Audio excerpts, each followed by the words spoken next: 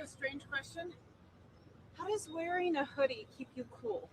It's out of the sun and it's very like loose. Okay. So less air comes through, but it keeps me from like the UV rays. That's perfect. I see a lot of the younger generation having like a full-on sweatshirt on, and I'm like, is that somehow keeping them cool? Despite the look, it does actually really help. But this one makes sense. It's a little more lighter, and your position. position. Yeah, a winter hoodie. That's a whole different. That's what I'm talking about. And I'm like, commitment to fashion there. Thank you. So weird.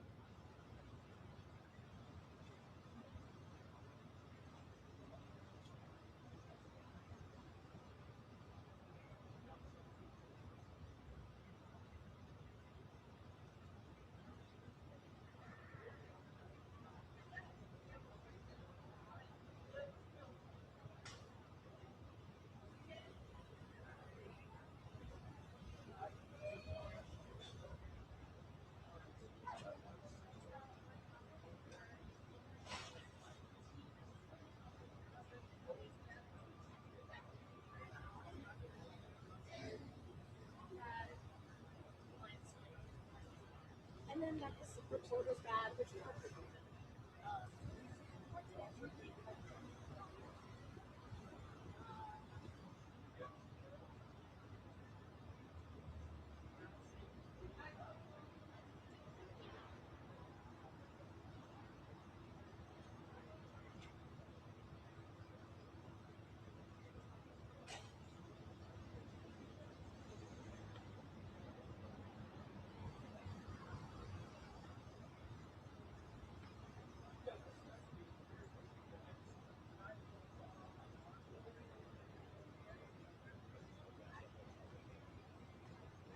Boss, is this for the Tupac case?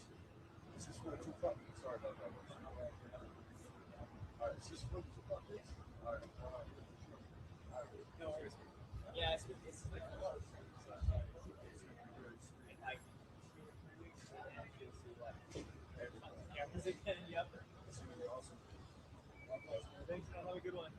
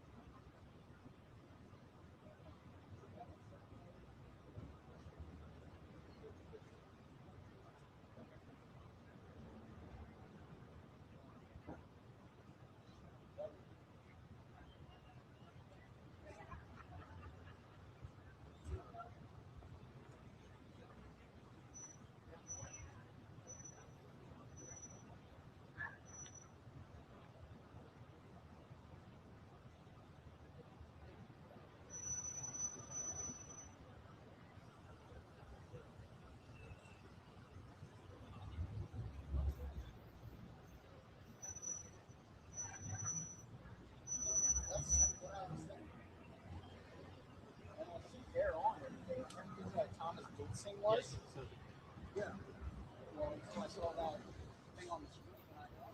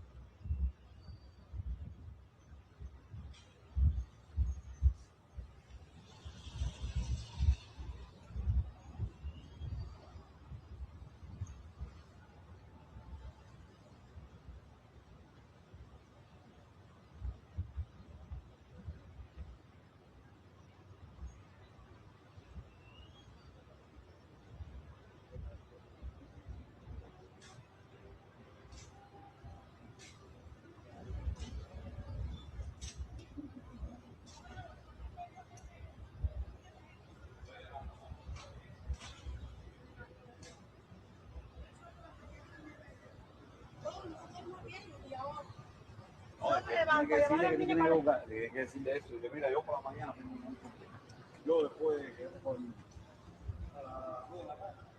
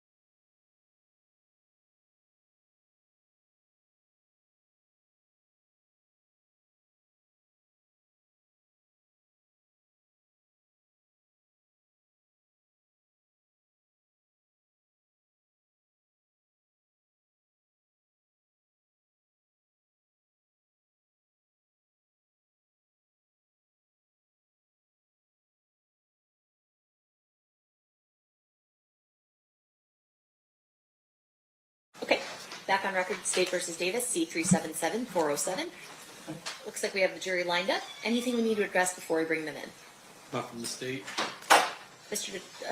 Stamp? Yeah, we do have one request of the court. I Okay. understand that the state will be putting on a witness that actually has a medical appointment back in California tomorrow. Okay. And so as a result, I would like to be able to do my cross after they present all of their direct evidence, which would include the recording that will be played with regards to an interview with Mr. Davis. But I'd like to do that at the end instead of in the middle like we did yesterday or the other day with Detective Miller. There were questions I wanted to ask Detective Miller that I just couldn't do after the recording had been played. And so I understand that this Detective Dupree, would be in California tomorrow for the appointment. I just would. So you understand that he's going to be back in California, but you still want to do it via Zoom? Sure, yeah, because I don't want to miss with his appointment on. So no objection to him doing it via Zoom, but you want the state to present all of the information that they're presenting through him, and then you do your cross? Yes. Okay. I think we can accommodate that, right, State? Well, I mean, there is approximately 5 hours worth of recordings with him. Once it's into evidence, our choice to play it, whether he's on the stand or not, is when we decide to play it Okay. during the trial. I explained to Detective Dupree that I planned to do my direct and his cross-examination today because I knew that he had to be out of here. Okay.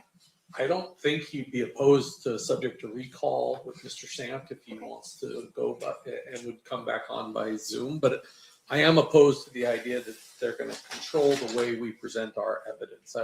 We'll do direct, we'll do cross. If there's anything he wants to additionally have from Detective Dupree, I don't think that he'd necessarily be opposed to getting on a Zoom in Being his recalled. case. All right. Do you guys want to talk to him real quick to see if he can be recalled? If there's something that needs to be done after everything's presented? Okay, I just want to clarify. I heard the state basically say that they don't want me to dictate how they want to present the case. I'm perfectly fine with that. I'm just saying. if the You're not witness- stipulating that they can play it outside. Look, I mean, Right, it's with the this other is a witness. matter of professional courtesy. I would definitely allow him to go back to California to do what he's doing, but he's on the stand. Technically, he's not supposed to be released until after the court releases him from the subpoena. And so as a result, if we want to play that game, then I would want him to stay here overnight so he can at least be cross-examined by me. I just was trying to be nice about it by doing it the other way, but it seems now like I have to recall this person. I don't trust anyone disappearing to win. I don't care if he's a detective. Like, in my opinion, I got a problem with that. Well, yeah, but once a piece of evidence is admitted, it's our choice as to when to play it and how to play it. So, like, I'm not getting dictated how we do that. If he's done with cross, if he's going to delay cross and keep him on the stand long enough, he's free to play it during this cross-examination if he wants to. Once a piece of evidence is admitted, it's admitted, right? Right. So I'm going to lay if you're the going to have foundation. him verify it and then not play it until closings or something, that's your prerogative. Or I could just, on Friday decide we're going to play, because we have hours and hours and hours of audio to play, and just having somebody sitting on the stand for audio is not necessary. I can present it in any manner I want to. It just doesn't require the witness to be here to listen to it. And once so it it's sounds admitted. like what Mr. Stamp is saying is he has no objection to you doing your direct and then playing it without him being here, and then he would like to do his cross tomorrow. So I was just going to see if I just don't think we'll be through it by tomorrow. I think it may be, Oh, because we have a witness coming tomorrow, so we may be breaking up 2008 and then later on playing 2009. So I don't know when that's going to happen in our presentation of the evidence. I Is understand that. kind of the issue that we're having, because we're really juggling a lot of out-of-state witnesses because nobody was in Vegas when this crime occurred. So, Mr. Stamp, what I'll do is after you listen to when the state is done with their direct, and they've admitted what they want to admit and they say that they're done, I'll turn to you. You can let me know if you want to cross-examine now or if you want to ultimately recall him on your own for your presentation. And if, well, there's a little bit of a regret with regards to Detective Miller, and I do understand there were some audio-visual problems with his connection, right? In terms of his, there were questions that I look back and listening to this video or this audio that I should have asked him that I didn't ask him. I do not want to fall into that same regret with regards to Detective Dupree. So I just know that there will be questions. Do you want me to ask then? I was just trying to get somebody to figure out if he would be available at a later time for recall. That's all I'm trying to do at this point, so that I can see what my options are. Can we? I'd be happy to go out and talk. I think he's in the back. So if you guys want to talk to him and see if he has a time afterwards, I understand your concern. I understand your point that we can just admit it and play it at closings, essentially. We don't, once something's admitted, you can play it whenever you want. That is true.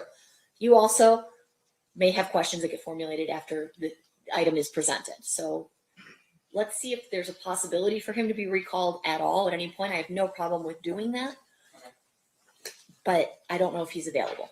Yes. So go check with him, and then we can come up with a plan.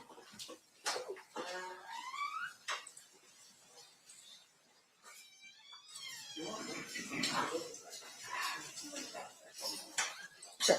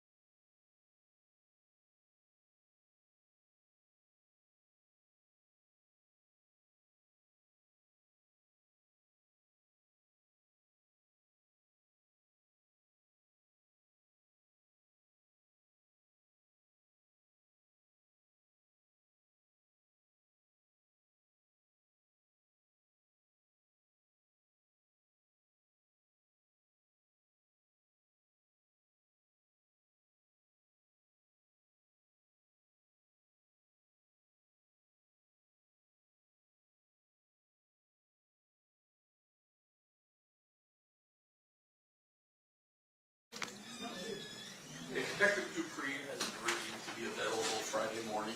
Okay. If Mr. Sant has any additional questions by way of Zoom, we figure by then we'll be through the two statements. I appreciate it. Thank you, guys. All right, perfect. So looks like that's been resolved. Anything else we need to address outside the presence? Not from this. All right, let's bring the jury in. Stand for the jury.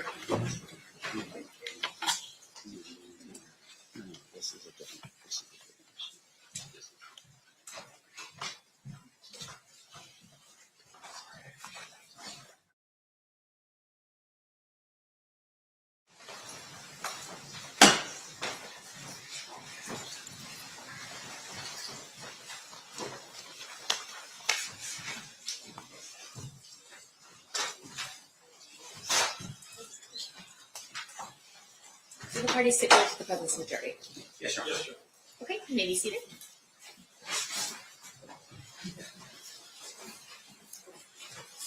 Welcome back, ladies and gentlemen. Thanks for accommodating me as we started a little bit later. I appreciate your time. At this time, we are still in the state's case in chief. Who's your next witness, Mr. Wade Lee. Okay.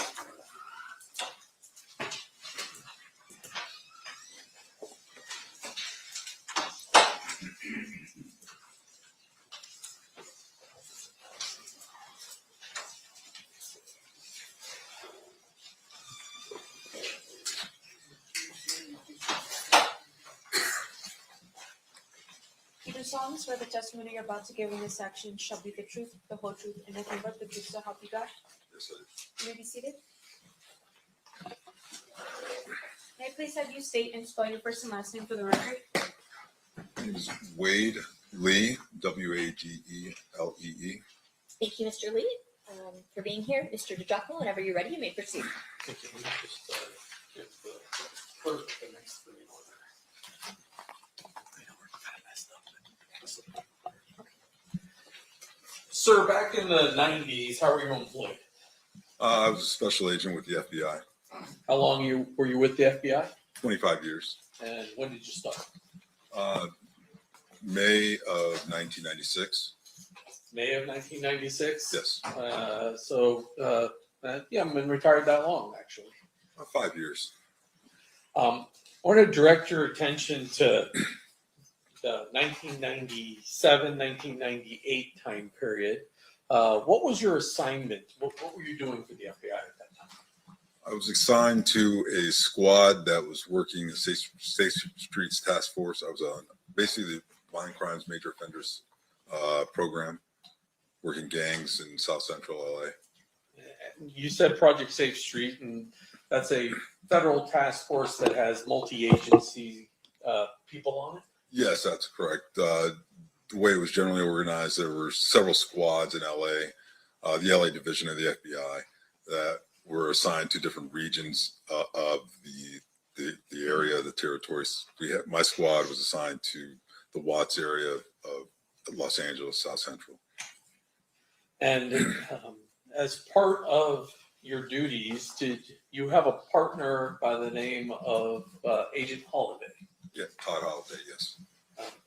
Did there come a point in time when the two of you, along with other members of your squad, begin an investigation into a criminal street gang by the name of Grape Street? Yes, it Can you was explain to the ladies and gentlemen of the jury what Grape Street is? Grape Street. The Grape Street Crips was a large gang organization that operated out of the Jordan Downs housing projects in Watts. It was basically believed to be the largest Crip set in all of America. Our squad was working the violent aspects and drug dealing aspects of that organization. As part of your investigation into Grape Street, did you come across a person that you identified as Duane Davis? Yes, And do you see Mr. Davis here in court today? yes, I do. Can you point him out to describe something he's wearing? It's the gentleman sitting in the at the defendant's table with the blue shirt and tie. And how is it that you came across Mr. Davis?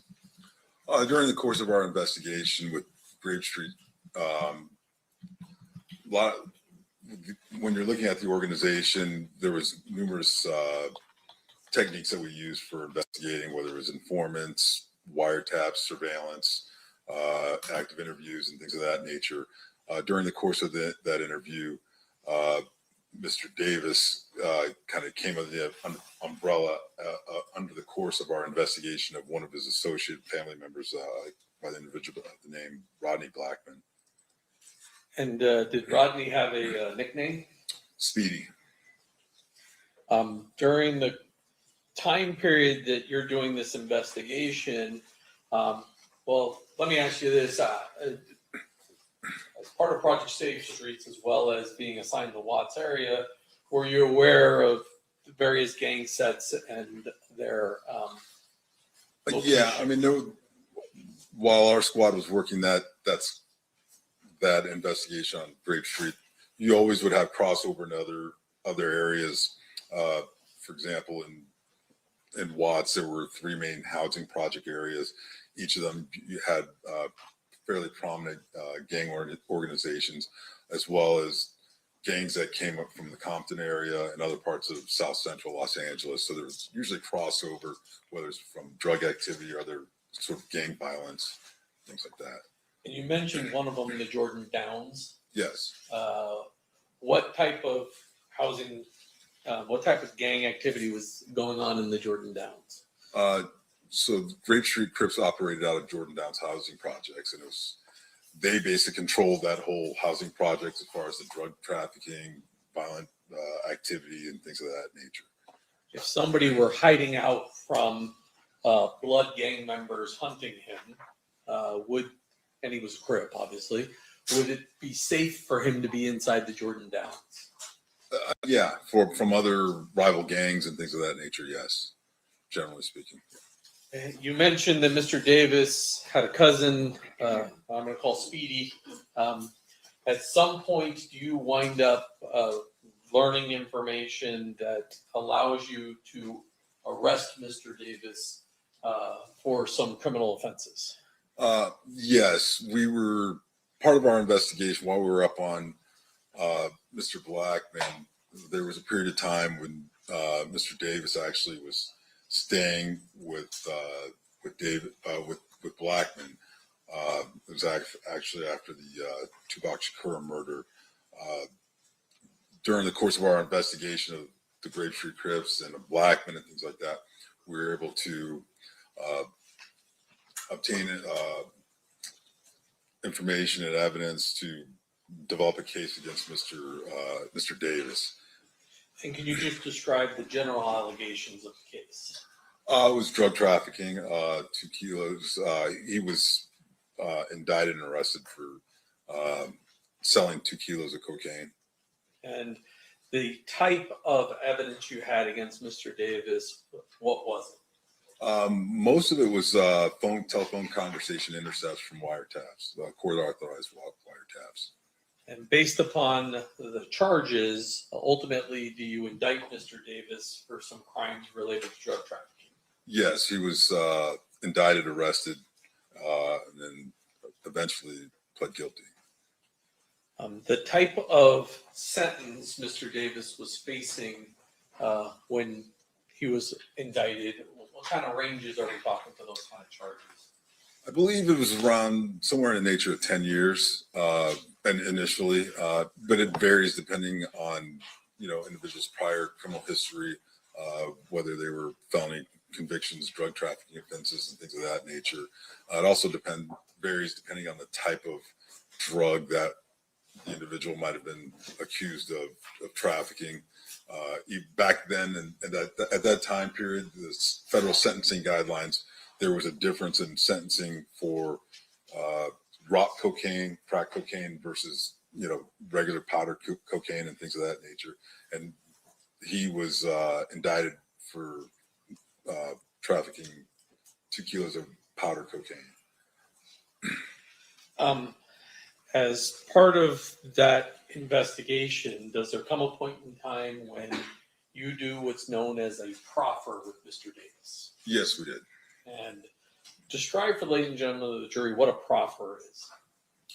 So a proffer interview session it's usually considered, it's a fairly common practice, particularly in the federal criminal justice system, where we have an individual who's been indicted and arrested, and it sort of is the beginning of a negotiation for a plea agreement, if you will. What we do is the U.S. Attorney's Office, the defendant's attorney, they all agree that to conducting an interview with the FBI.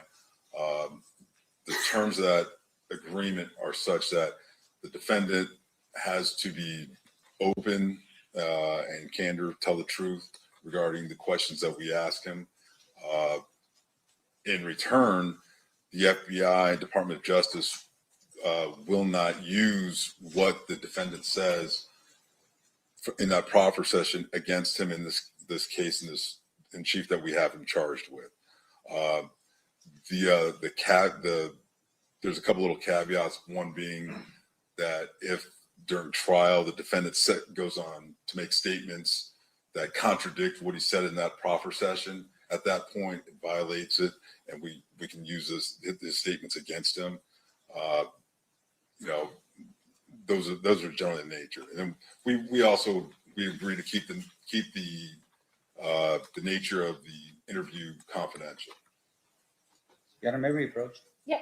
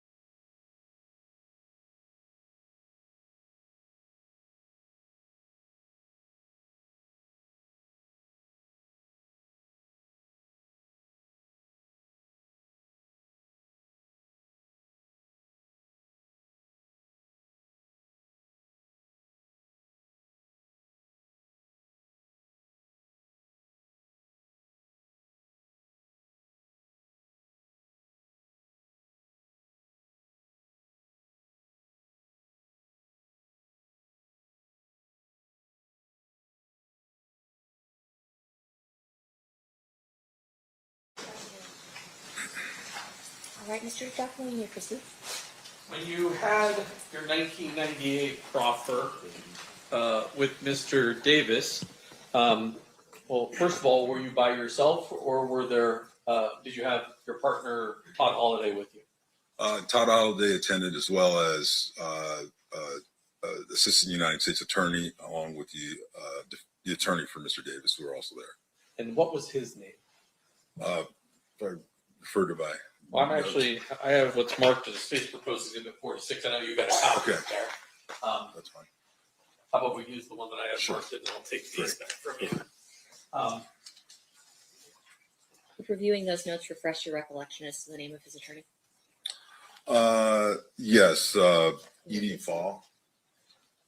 Okay, after reviewing that, has your recollection been refreshed? Oh, yes. I'm Okay. sorry. And it's Edie Fall? Yes. Understood. You may proceed. First of all, let me ask this. Up until you were contacted sometime this year, have you maintained the confidentiality of this conversation that you have with Mr. Davis? Yes. And as far as you're aware, your partner Todd Holliday also maintained the confidentiality of it. Yes, as far as I know. And before you hit the stand today, or sometime last week or the week before, or at some point, the United States or the U.S. Attorney's Office issued a letter authorizing you to testify to these two conversations you had with Mr. Davis. Yes, referring to the TUI letter, yes. And that's a requirement that state prosecutors have to get permission from the federal government to allow you as an agent or former agent to testify to actions you took in your official capacity as a federal law enforcement officer. Yes, regarding those two interviews, yes. How is your proffer with Mr. Davis documented? Usually we use the standard FBI reporting mechanism, which is a FD 302 report. And that is essentially a report that lays out the information you received. There's no audio recording of that particular conversation. That's correct. And is there a FBI 302? Well, what's in front of you? And I forgot the number. Is it 146? 146. 146, is that a fair and accurate copy of the description of the conversation that you were part of with Mr. Davis on July 16th of 1998? Yes, it is. Move to admit 146. 9. No objection. So admitted. Now, I'm not going to have you go through everything that was in there, but what is your purpose in talking to Mr. Davis in the proffer session? Well, the purpose is to glean as much information as we can regarding what he knew or knew at the time regarding gang, drug, violent activity going on within the Watts and Compton areas. Were you investigating directly, at least, the Tupac Shakur murder? Not directly, like it wasn't, we weren't assigned, we were working our normal gang activity investigations. However, it was known to us that he was a person of interest, Mr. Davis was a person of interest regarding that homicide. And so during this proffer session, you asked him questions about that as well. Yes, we did. I'm going to go through 146 in front of you. And actually, I can roll it up here on the screen for you.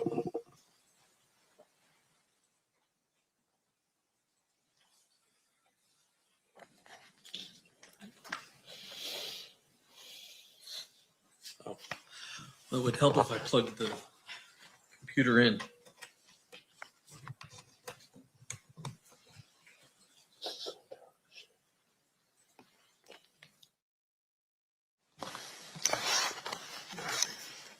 So that's what the front page of this 302 says.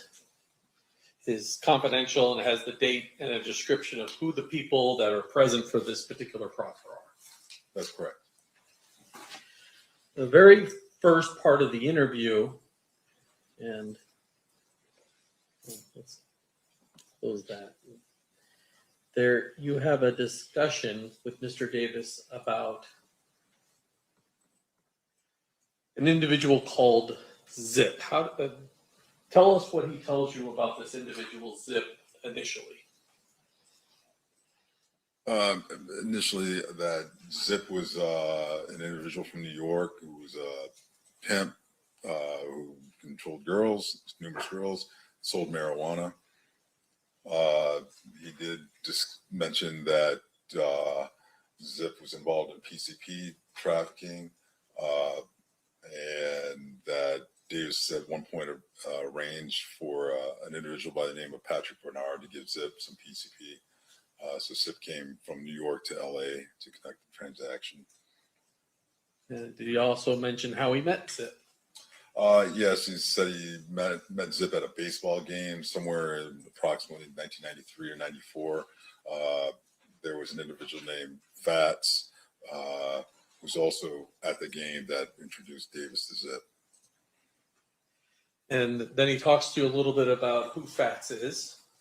Yeah, Fats was a large cocaine supplier who operated in the west side of LA. He's also known as Flint. Davis associated with Fats prior to 1994, up until basically the time, I guess, where Fats was arrested and taken into federal custody. Let's skip past some Fats. There's a part of this conversation, a person by the name of Wayne Day comes up. Do you know who Wayne Day is? Yes, Wayne Day was actually arrested by the squad that I worked on, the Safe Street Task Force. He was a large-scale drug dealer, drug trafficker in the Watts area, Compton, with Grape Street Crips. And does Davis describe his relationship as it relates to Mr. Day? Yes, there was. He mentioned that they were related. That Davis had an uncle who was the uncle of Wayne Day. That's how he described it. And then there's a conversation in this next paragraph where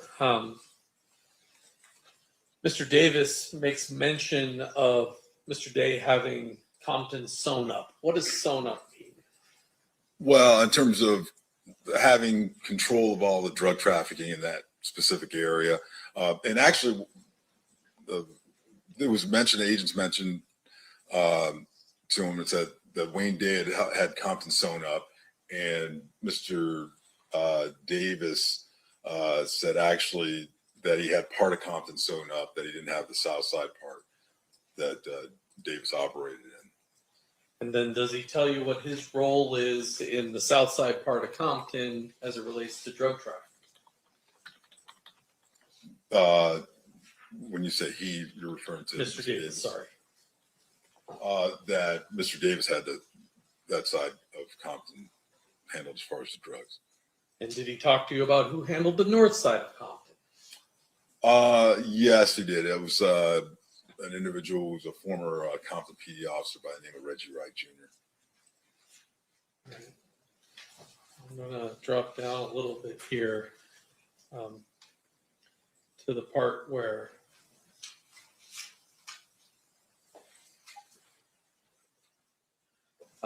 he talks to you about both him and Mr. Blackman being major suppliers in the Jordan Downs housing project in Watts.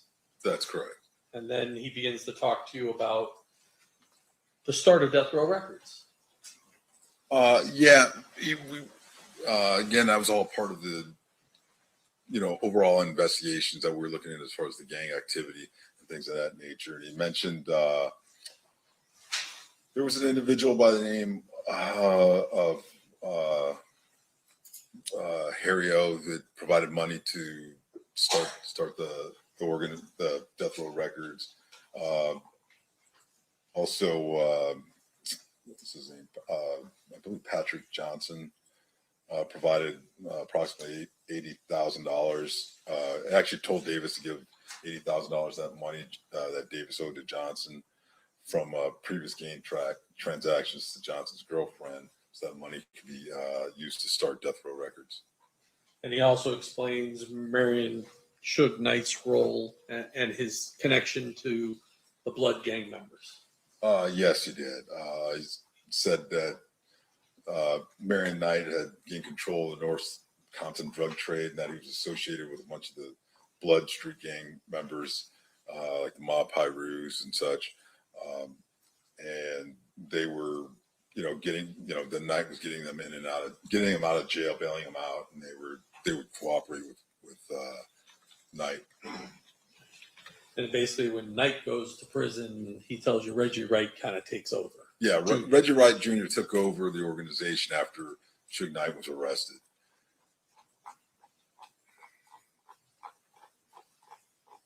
You already mentioned Harry O. But Davis claims to actually be involved in the delivery of some of the money associated with the startup of Death Row Records. Yes.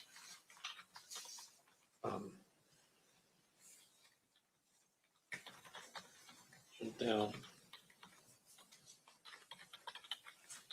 I'm going to start. You see at the top there. You ask him about his prior relationship with Mr. Knight prior to the murder of Tupac Shakur. You see that paragraph there?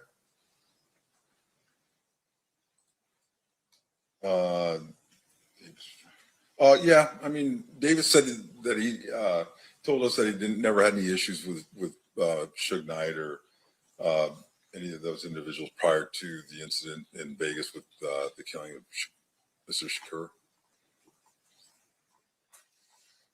And Mr. Davis goes on, and I'm going to skip down just a little bit, but he basically accuses two Compton Police Department officers, Sergeant Reynolds and Lieutenant Reggie Wright Sr., the father of Reggie Wright Jr., as basically being corrupt officers. Yes. Yeah. That Reggie Wright Sr. was a lieutenant with Compton Police Department, and then Reggie Wright Jr. was a former officer with the police department. He had then started a company called Rightway Security, and then he was working with Suge Knight and Blood, doing security, although some claimed it wasn't on an official capacity, for Death Row Records, looking at their parties and such and things like that. And they would, Rightway Security, they would employ Compton PD officers and things of that nature to conduct their business for Mr. Knight. And he also mentions Omar Bradley. Who's Omar Bradley? Omar Bradley is former mayor of Compton, the city of Compton. He mentions Mr. Bradley saying that he was associated with Knight and the other Blood Pirate gang members. Skip through the part.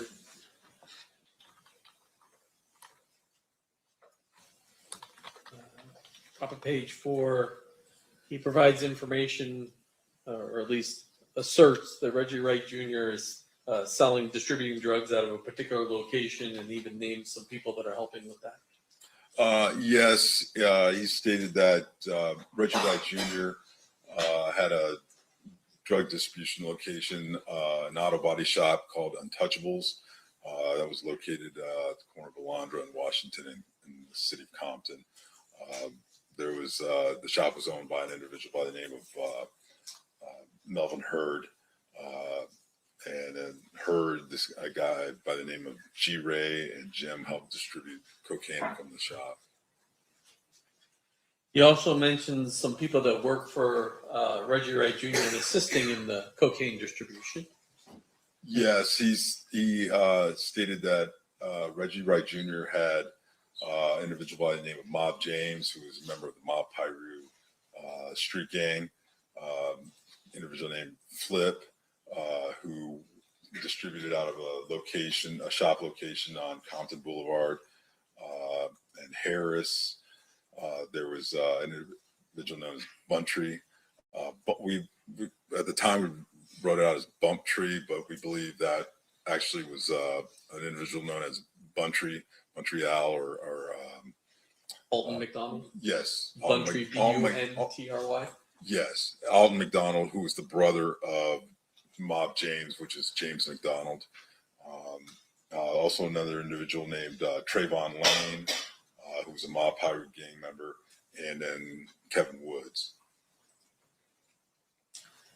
And then they can kind of read this themselves, but at some point he talks about an incident that occurs at a neighborhood mall involving a person named Marcus. What does he tell you about that? Yeah, this was a few weeks before the murder of Tupac Shakur. This individual, Marcus, who was a Southside Crip, was at a mall by himself. Several Blood street gang members attacked him and started beating him up. Then an individual, Mr. Orlando Anderson, who was the cousin or nephew of Mr. Davis, observed what was happening and went in to help Marcus. They beat up and fended off the other gang members. And then he moves on to describe the incident at the MGM casino the night of Mr. Shakur's murder. Yes, he did. And what did he tell you? He told us the day of the murder of Tupac Shakur that the Blood Street members, some Blood Street gang members saw at night, they saw Orlando Anderson. They attacked him because of the previous incident at the mall. After the attack, Mr. Davis, Anderson, Orlando Anderson, and their girlfriends went back up to their hotel room at the Excalibur Hotel, and he said that was it. They didn't have any involvement. They stayed in the room the rest of the night. He tells you that the room was in Anderson's name. Yeah, the room was in Anderson's name. That they had driven up to Vegas from the LA area in a Land Cruiser, and that they had some other associates, Corey Edwards, Kevin Davis, Terry Brown, aka Bubble Up, Big Dre, and Wynn also traveled to Las Vegas. They stayed at the MGM. And he repeatedly denies to you knowing who killed Tupac Shakur. Yeah, he said they didn't have any knowledge of what happened, that they weren't involved. He did later speculate that maybe it was some Compton police officers that were working for Suge Knight, and that maybe it was because he had heard that Tupac was talking about possibly leaving Death Row Records or something to that effect. But his suggestion was that perhaps Knight, who's driving the car, had Compton police officers shoot Tupac in the car Suge's driving. yes, something to that effect. I'm going to keep rolling down here.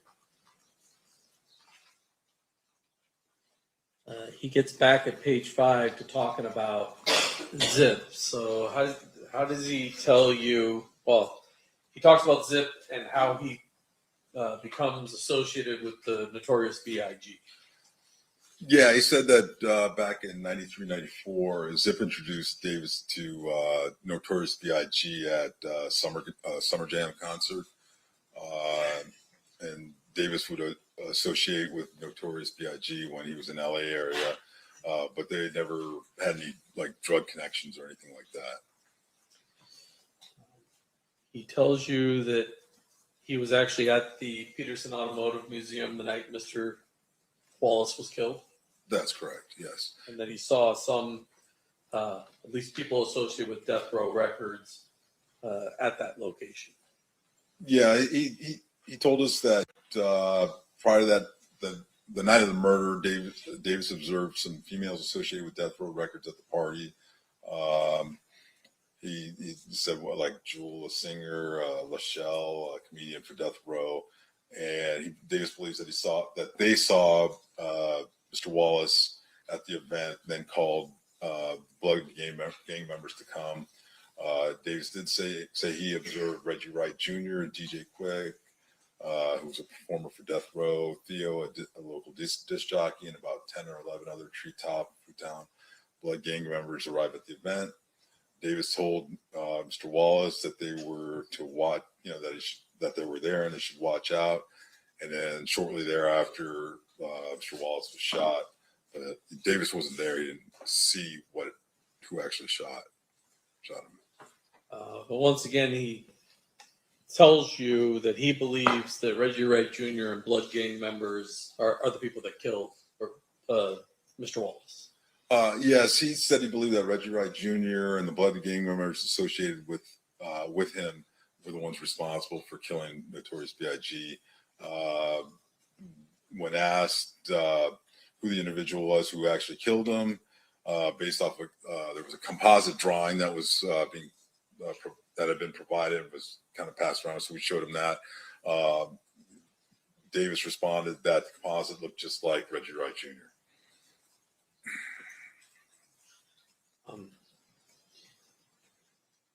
Do you remember the day that you arrested Mr. Davis on the indictment? Yes. What day was that? I believe it was May 28th, 1998. Was it the day before the Orlando Anderson's killed in his own shootout Yes. in California? Yes.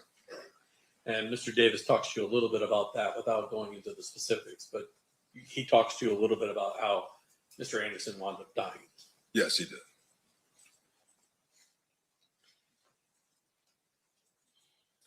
And thereafter, and I'm not going to go through all of these, he initially denies distribution out of state, but eventually talks to you about a lot of different locations engaged in distributing cocaine. Yeah, I mean, we asked him to discuss all the individuals out of state who he supplied cocaine to, and all the local individuals he supplied and distributed to. He initially said that he hadn't distributed out of state to anyone or knew of anyone who did it within the last 3 years, but then he went through and we started asking about specific individuals, and he would provide more details and information about who he had supplied and what he had supplied and sort of the details. One of the people he talks about is Primo. Yes. Primo was an individual that he bought cocaine from, like his supplier of kilos of cocaine, anywhere from 11,500 to 12,500 a kilogram. Primo fronted Davis one point at like 200 kilos of cocaine at a time, and then Davis would go out and sell it and then pay Primo back. He also mentions Corey Edwards getting drugs from Mr. Davis and being out in Ohio and distributing cocaine in Ohio. Yes, Davis said that at that time, back when we were interviewing him in '98, up until about 3 years prior, that he was supplying Corey Edwards, who was selling cocaine all over Ohio. But I guess Edwards got into, he said at one point Edwards got into some trouble with his Cleveland drug contact, and that Edwards started coming out to acquire cocaine directly from Davis. That was an individual named Bubs who resided in Cleveland. Eventually, he describes how Primo goes back to Colombia and he gets a new supplier by the name of Samuel Lopez. Primo, I guess, departed the U.S., so we had to start selling cocaine in smaller quantities, and he came across a supplier by the name of Samuel Lopez, whose brother was actually in federal custody. Then Davis had heard that Samuel Lopez went back to Mexico after the FBI attempted to arrest him. And I guess there was a younger brother or another Lopez, George Lopez, used to answer the phone for Samuel Lopez at the time. And I'm not going to go into this, but there was a discussion of someone named Dupree, but that guy's full name was Azel Dupree Hall III, correct? Yes, that's correct.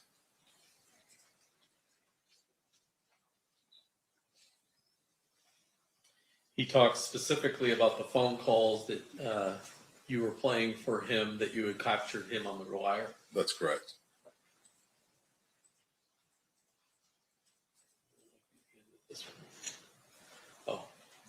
At the very end, he denies that he's the leader of the Southside Crips and claims Darnell Brim is actually the leader of the gang. Yes, he's even though he had said that he was large scale, basically a drug trafficker on that south side of Compton, that Darnell Brim was actually the head of the gang, if you will. Okay. Now I want to move on. Shortly after that conversation that you had with Mr. Davis, did he enter a guilty plea to some charges and get sentenced to 70 months in federal prison? Yes, he did. That's a little less than 6 years. So he got some benefit from talking to you from what the... Yeah, I don't know if it was 70 months. It might have been 77 months, 70 or 77 months. I don't recall specifically. Judge, I have in my hand, it says it's admitted, but I don't remember offering it, a certified copy of the indictment, the plea, and the judgments of conviction in United States District Court for the Central District of California, case CR-98537, evincing his... I have the parties attached.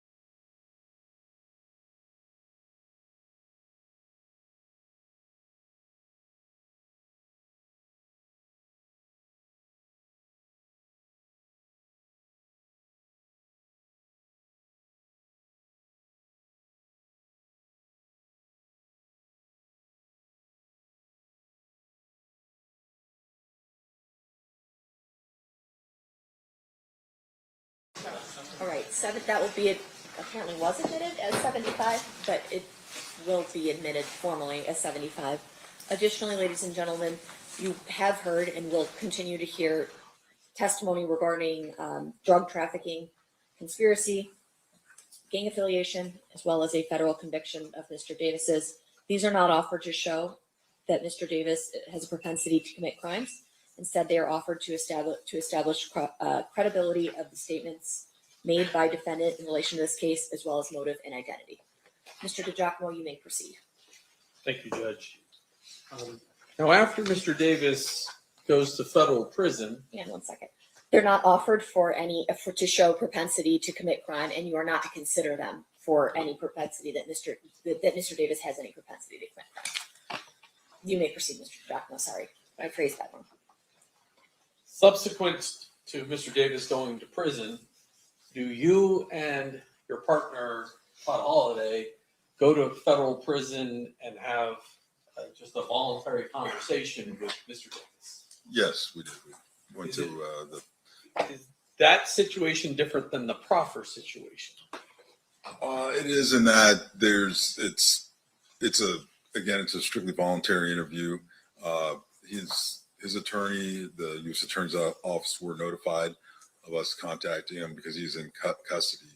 But the terms of the proffer, it's not the same as the proffer agreement. It's just a normal, regular interview. But once again, you do promise him confidentiality during Yes. that conversation. Yes, we did.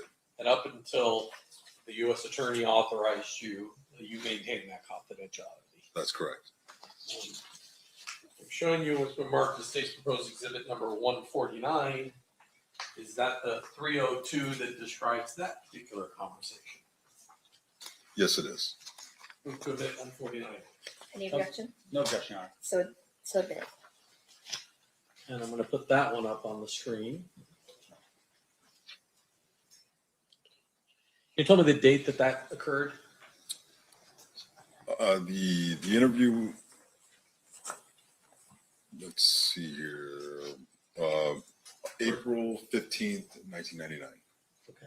And the report's generated on April 20th of 19. That's correct.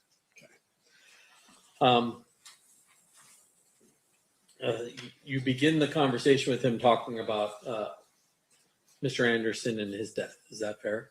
Yes, that's correct. And then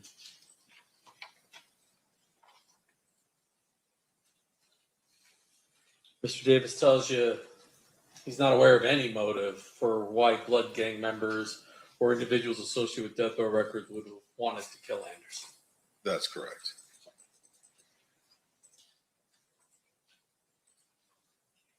And then he repeats that he had nothing to do with either Tupac Shakur or Christopher Wallace's murder. Yes, he actually, he said that himself and Mr. Orlando Anderson were not involved in the shooting death of Tupac Shakur, and as well as anybody else that he was associated with, and with Tupac or Mr. Christopher Wallace, Notorious B.I.G. Does he speculate again as to who would have been involved in these two murders? He said, he told us he didn't know who killed the two rap stars, but that he believed individuals from New York associated with Puffy Combs or individuals associated with Death Row Records could have killed Shakur, and that individuals associated with Death Row Records killed Mr. Wallace. And then he talks a little bit of the gang war that occurs shortly after the murder of Tupac Shakur. Yes. Basically, he said that there was a conflict between Davis and Mr. Marion Knight that resulted, as a result of the shootings, that the conflict, there was basically a war going on between Southside Compton Crips and Compton Blood Pirate gang members, stemming from the mall altercation with Marcus Nunn and Orlando Anderson, other members of Southside Compton Crips, along with the Compton Blood gang members. And he claims the reason that people believe that Orlando Anderson is the killer is that he asserts the Compton police is telling people that. That's correct. He made comments that he believed that Compton PD members were putting out rumors that Orlando Anderson and them were involved. Do you confront him about Mr. Anderson, the attack, and him being upset about that particular attack? Well, I mean, we asked them about that, about the whole escalation of incidents, because of the gang activity. They had the incident at the mall, then at the MGM Grand, then obviously the shooting of Tupac and things of that nature. Mr. Davis said that Davis and Anderson were upset after the casino's attack on Anderson, but they weren't going to strike back with so many police officers around that they would have struck back once they returned to Compton. So he indicates to you that he's angry enough to do it. It's just he planned on doing it back in Compton, which instead of in Las Vegas. Yeah, if they were, apparently it was because of police presence in the area, something of that nature. I'm not going to go through all the rest of this. The jury can read sort of the rest of this. Let me just check the very bottom.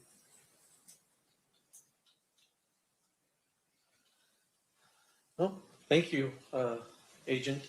That completes my questions. Okay.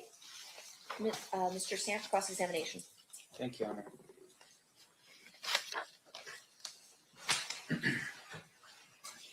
It's no longer special agent, or it's still special agent? Either way is fine. All right.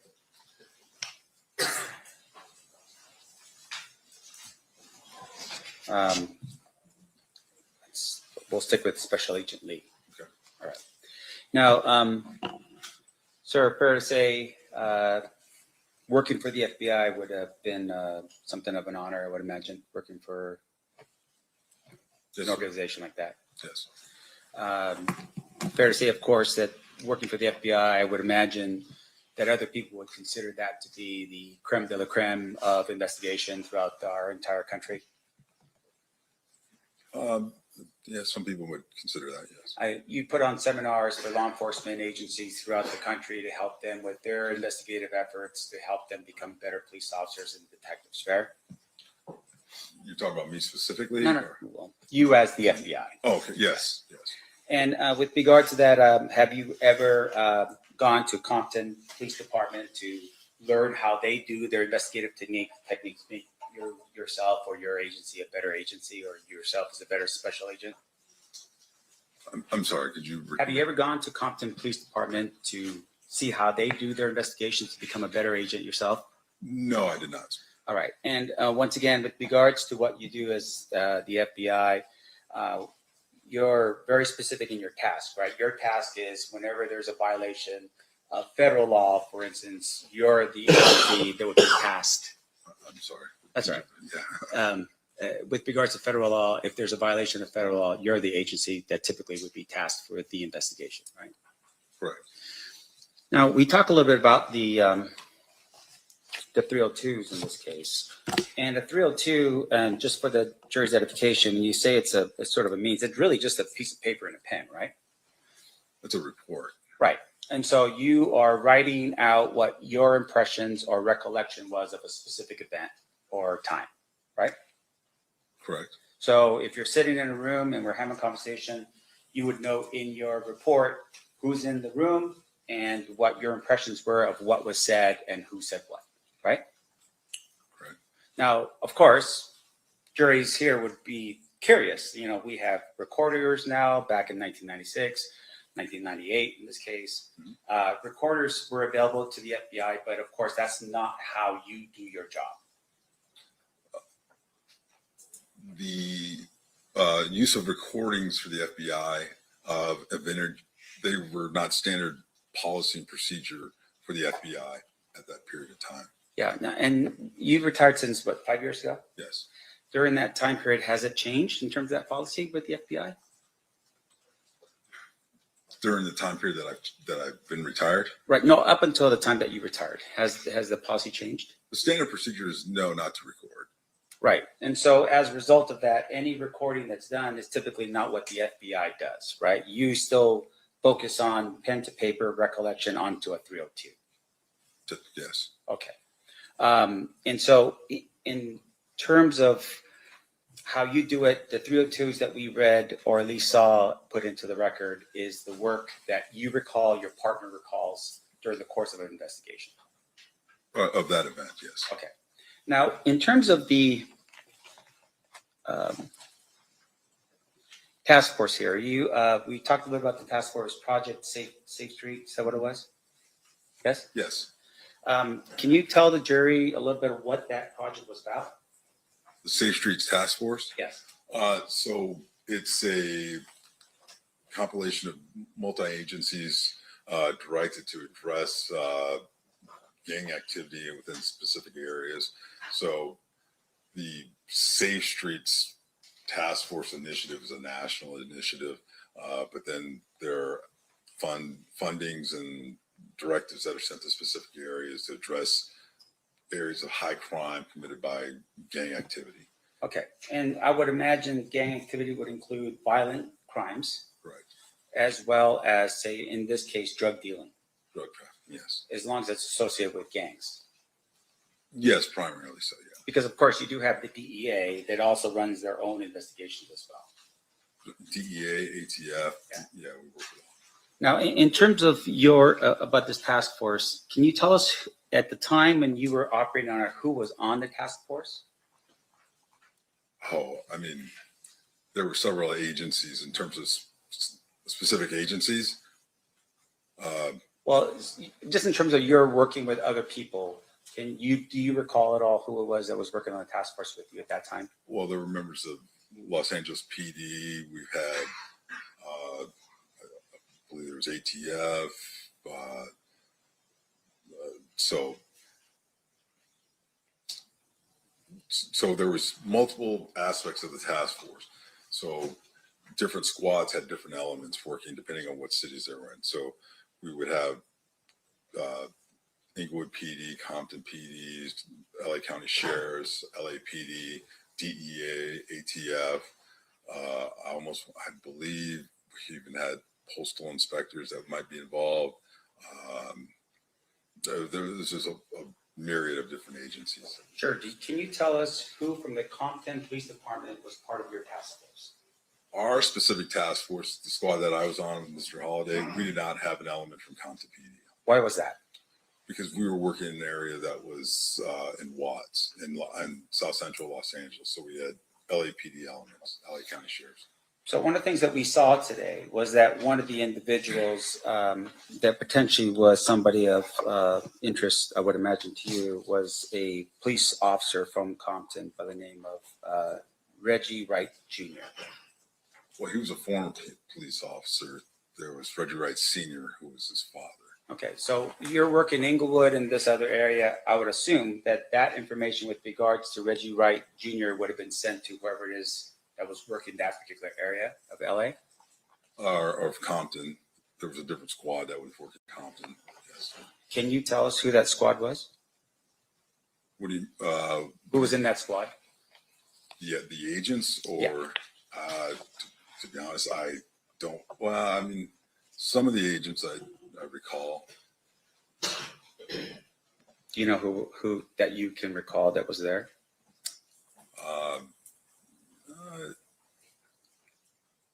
At that specific time, I'm not sure. There was an agent, Elliot. Michael Elliott? Yeah, he worked down there, yes.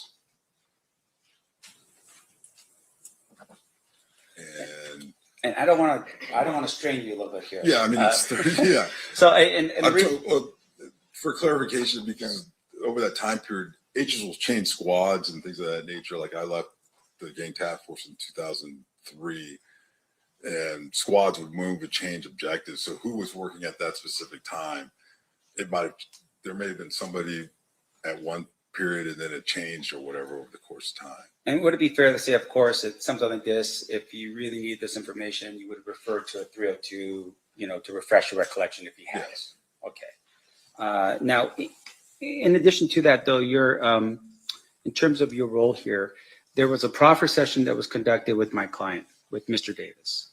Yes. And that proffer was set for July 16th, 1998. That's the exhibit, I don't know, I think it's that one right there. That's correct. Up in the top right-hand corner, do you see the date? That was the date of the report. Right, so you dated It was July actually 16th. July 14th. Oh, July. Okay, so even though the date says 16th on this, it would be the 14th? Yes, well, so there's a little bit like, yeah, the date of the 16th is the date of the report. Down at the bottom where it says 7/14/98, that's the date of the actual activity. Okay. And you're meeting with Mr. Davis, and specifically you're meeting with him in terms of under the task force, which was gangs and whatever they're doing that's crime related to gangs. Is that what we were doing at this point under the Safe Street Task Force? Okay. And so when you meet with Mr. Davis, there was an understanding at that particular point that, hey, whatever you're going to tell us, we're not going to prosecute you for. Is that what was happening on that date? Under the proffer agreement, yes. Okay. And that proffer agreement, of course, does require the approval of the United States Attorney's Office that would be responsible for that area, right? Yes. And in this case, that person would have been Assistant United States Attorney Michael Terrell. Correct. Was he present for that meeting? Yes, he was. Okay, so it's you, your partner, another FBI agent, as well as Special Agent Michael Terrell. Assistant United States Attorney, Mike. I'm sorry, Assistant United States Attorney Michael Terrell. And in that meeting, there was an understanding between Mr. Davis and his attorney that whatever was going to be said was not going to be used against them. Unless he came out and testified and said something that was contradictory to what he said in the proffer agreement, yes. Sure. Now, once again, we're talking about the federal government here, right? So was there an actual proffer that was signed by the parties indicating the understanding that you're telling us right now in terms of what was the terms of the agreement?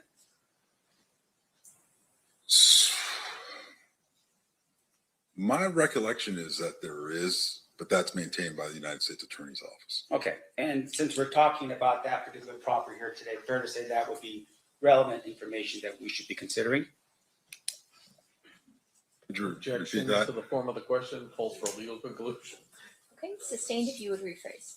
So I want to make sure I'm clear here. We are talking about a proffer. You're telling us that there is an actual writing, a contract of some sort between yourself and Mr. Davis with regards to that proffer. Do you have a copy of it here today? That's not between myself and Mr. Davis. It was between Mr. Davis and the United States Attorney's Office. Okay. And once again, do you have a copy of that here today? No, I do not. Now, in terms of your understanding of this agreement, Mr. Davis gives an agreement, and in the agreement, I'm assuming the idea behind it is that he has to give you truthful information, right? Correct.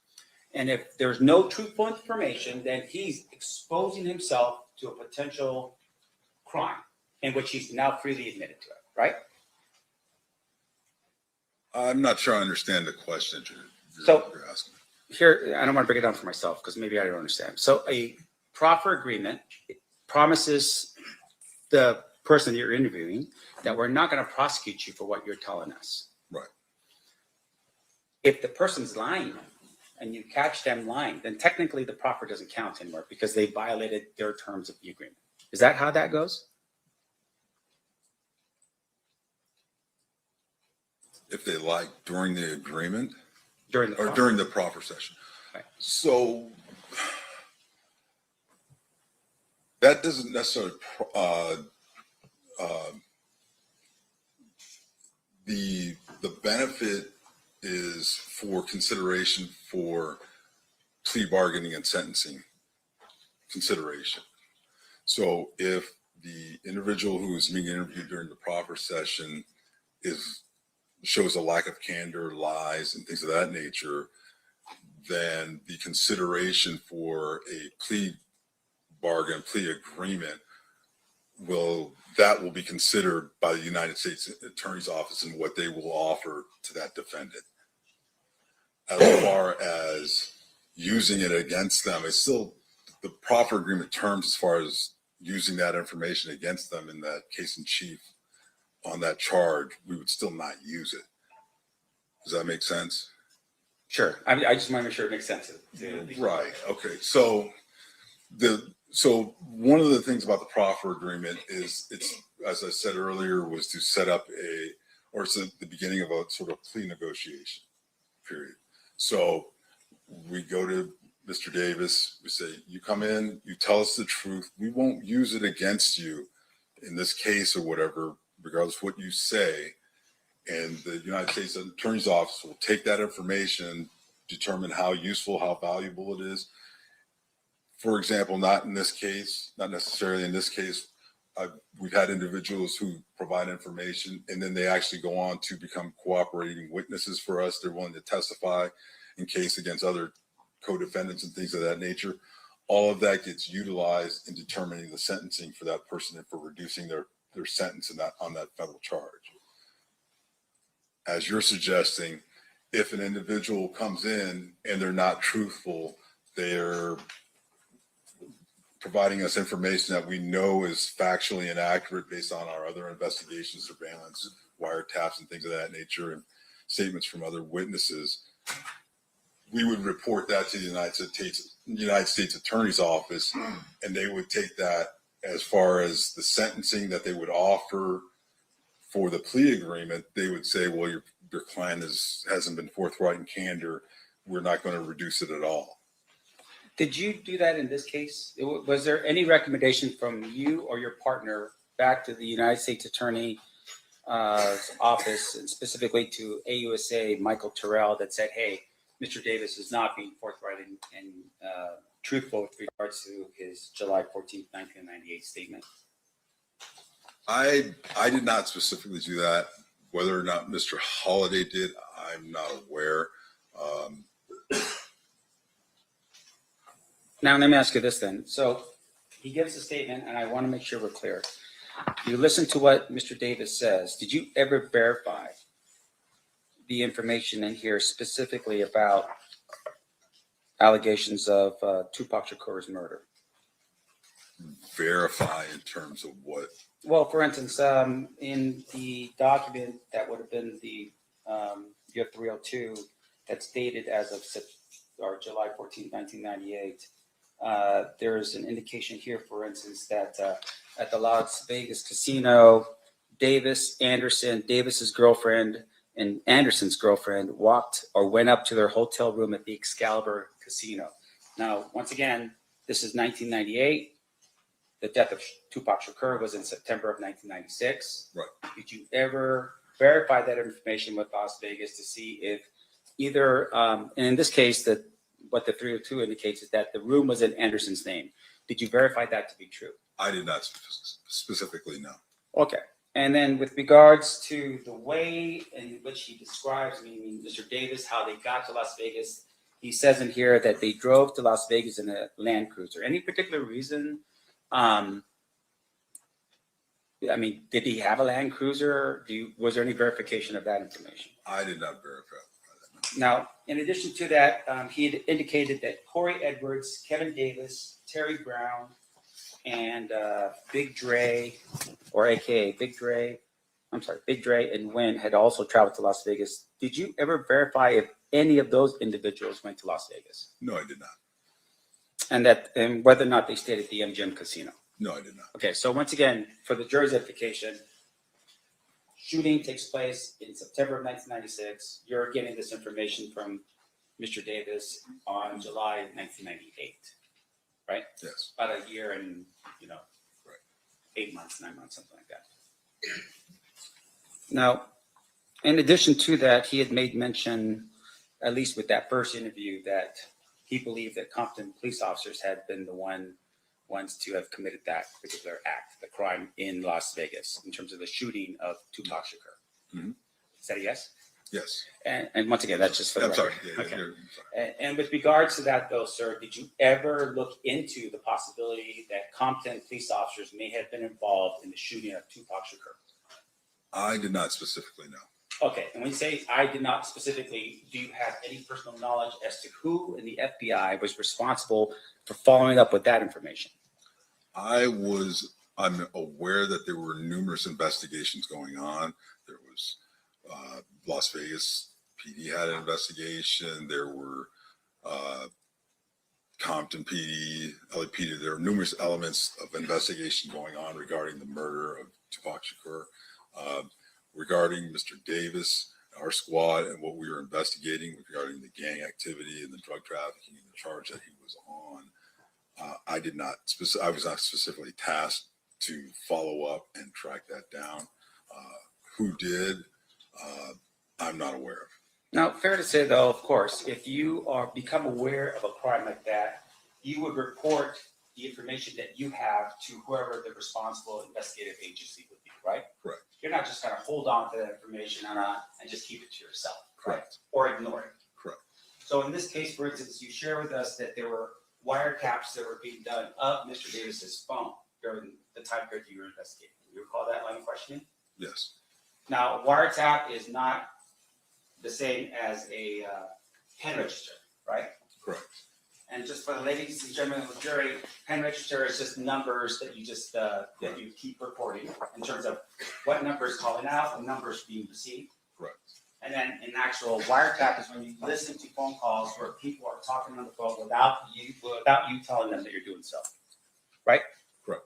So with regards to the information that you received and the phone calls that you had, were there any phone calls at all in which this guy over here, Mr. Davis, somehow admitted or said anything along the lines of that he was either involved in the murder of Tupac Shakur or that he was even in Las Vegas on the day it happened?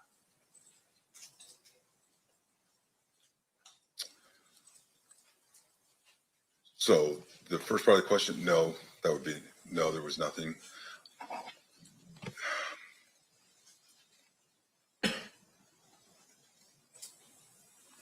Regarding the second part, being in Las Vegas, I believe my recollection is that there was conversation about being in Vegas and coming back to Vegas after the incident, the incident being the murder of Tupac Shakur, but that was it.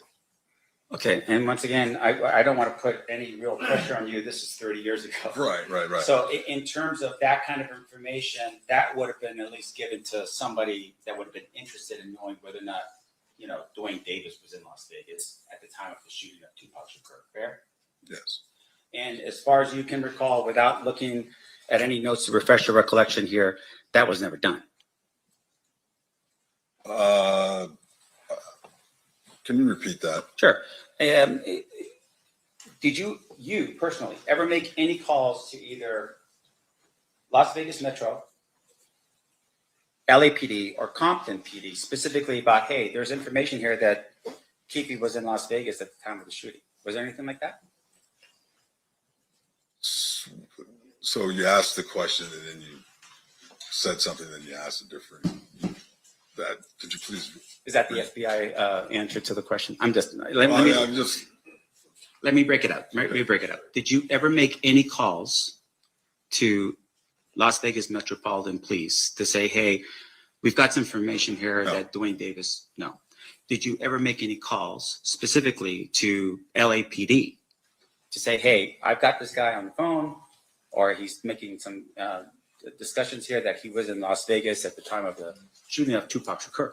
No, I didn't make any calls like that. And then I'm assuming with regards to Compton PD, did you ever call Compton to talk to somebody like, I don't know, Reggie Wright Sr., the gang guy over there, to say, hey, by the way, one of the guys from your community is saying that he was in Las Vegas at the time of the shooting of Tupac Shakur?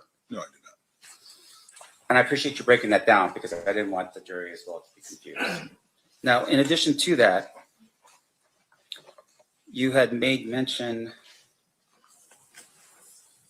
about the type of volume here, or what the type of volume that Mr. Davis was moving in terms of drugs. I want to make sure I'm clear. What kind of drugs are we talking about? Cocaine. Okay. And can you tell us, just in volume, what kind of volume that Mr. Davis was moving at that time? I can't. I would be total speculation. I'll based off of what was said in his statements to us. Yeah. I mean, there was one where he said something, I believe, to the effect of like 70 kilos at one time, or that he was fronted large amount. I'd have to look. May I refer back to the report? Sure. Let's see here.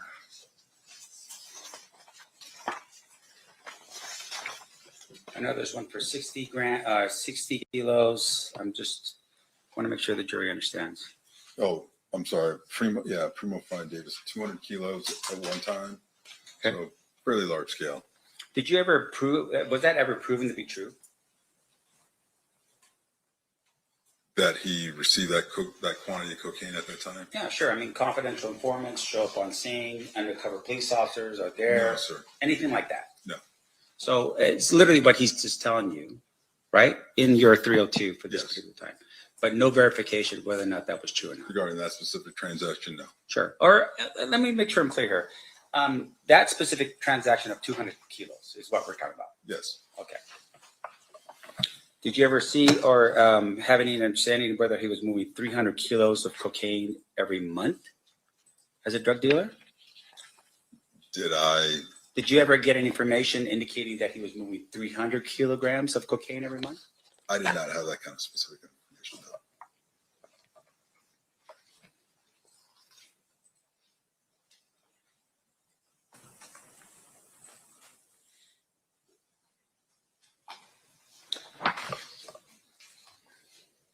Now, in terms of Reggie Wright Jr., was there, I would assume that because it's not part of your area, did you refer that information to whoever it is that was part of the task force that would have covered the Compton area? That would be most likely, yes. Okay. And in terms of the Compton Police Department, fair to say that at some point they actually disbanded or they were shut down? Yes, that's accurate.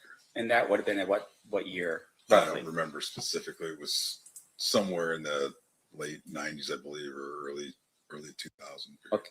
And why did they get disbanded? I don't know these specifics. I know there was numerous allegations of corruption and such and things like that in the department. Organizational, structural problem deficiencies.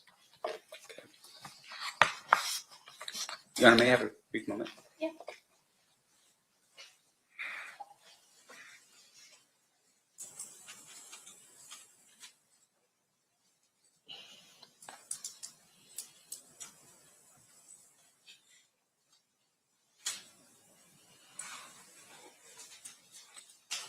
So you shared a little bit about the next time that you meet Mr. Davis, and that was at the prison.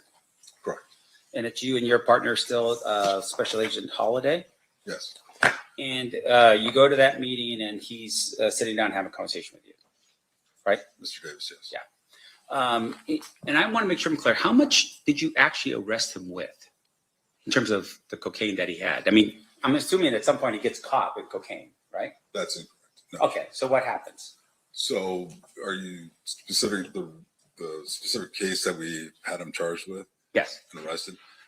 Actually, no, he was not caught with any actual cocaine. We intercepted conversations between him and another individual where they discussed the transaction before, the price, quantity, and then there were discussions after the delivery, and then there was even discussion.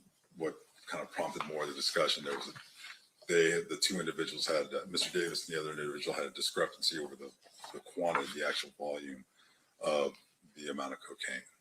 Okay.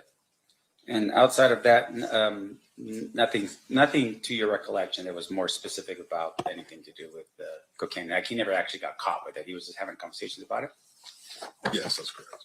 Now, in addition to that, when you're part of the task force, you are looking for potential issues with regards to violence. Is that correct? Yes. And in this particular case, had you ever come across any information in your wiretaps or anything like that of Mr. Davis putting out a hit on someone or green lighting some type of violent act to be caused against somebody? No.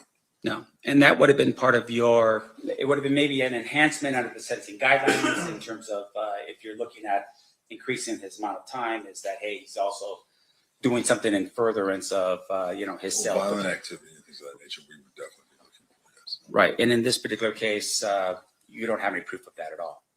No facts to that. Of him being violent? Yeah. That's correct. Now, there's a discussion here that Darnell Brin was identified as potentially the leader of the Southside Crips. You recall that? It should be at the end of the second 302 that you had. Yes. Now, in terms of that, did you ever verify that information as to whether or not Mr. Davis was lying or not about that? No, I did not personally verify that. And so as of this particular moment, as you're sitting here right now, do you have any facts at all that establishes that Mr. Davis was a shot caller or the leader of the Southside Crips? Could you repeat that the way you phrased Meaning, it? do you have any facts? Do you have something that says he said out on the phone?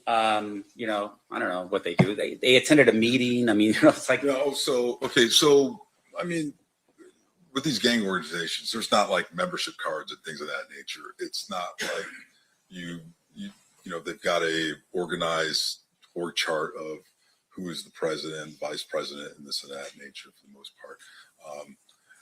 A lot of times it is just word on the street, who runs this area, who's in charge. And it was the way we assessed that Mr. Davis was one of the leaders of the Southside Compton Crips was the totality of information we'd received from numerous informants, witness statements, and things of that nature. And so, wiretaps and things like that. I'm sorry to interrupt. Go ahead. You done? Yeah.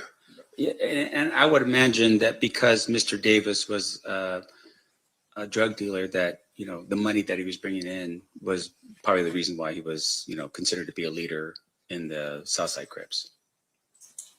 Because of the money that he was bringing in. Well, I mean the drugs, right? I mean that's Well, the really volume value. of drugs. Yeah, I mean, the leader, the guys who are moving the most weight, the high volume drug sales are going to be generally speaking, the leaders. Right. They're the ones that the other guys are going to go to get their quantities and things like that for sales.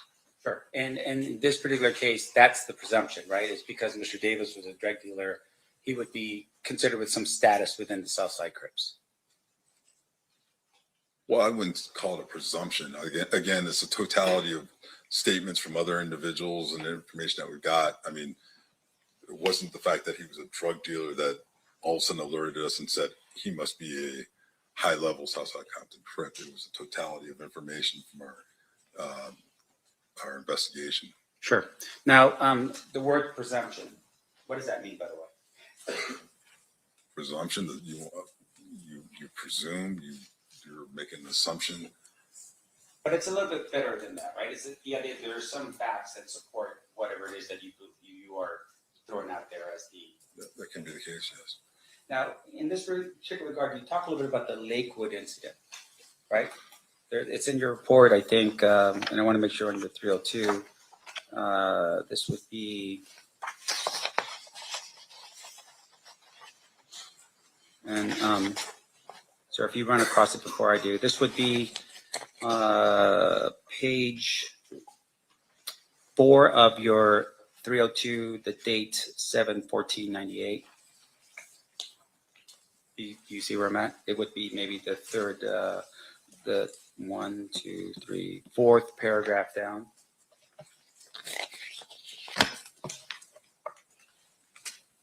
The Lakewood, are you referring to at the mall?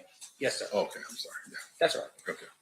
In terms of your presumption, the idea of the presumption, you're telling us that there is some facts that help you to have that presumption, right? Some facts.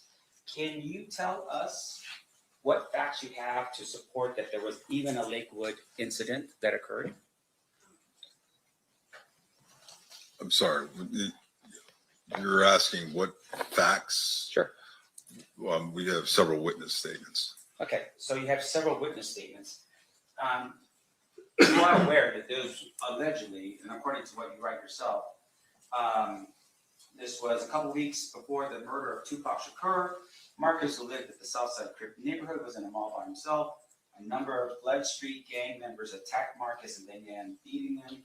Orlando Anderson and then others approached the situation, observed what was happening, then went to the aid of Marcus. They beat up the Blood gang members. That's what you wrote in your 302, right? That's for prisoner. Yeah.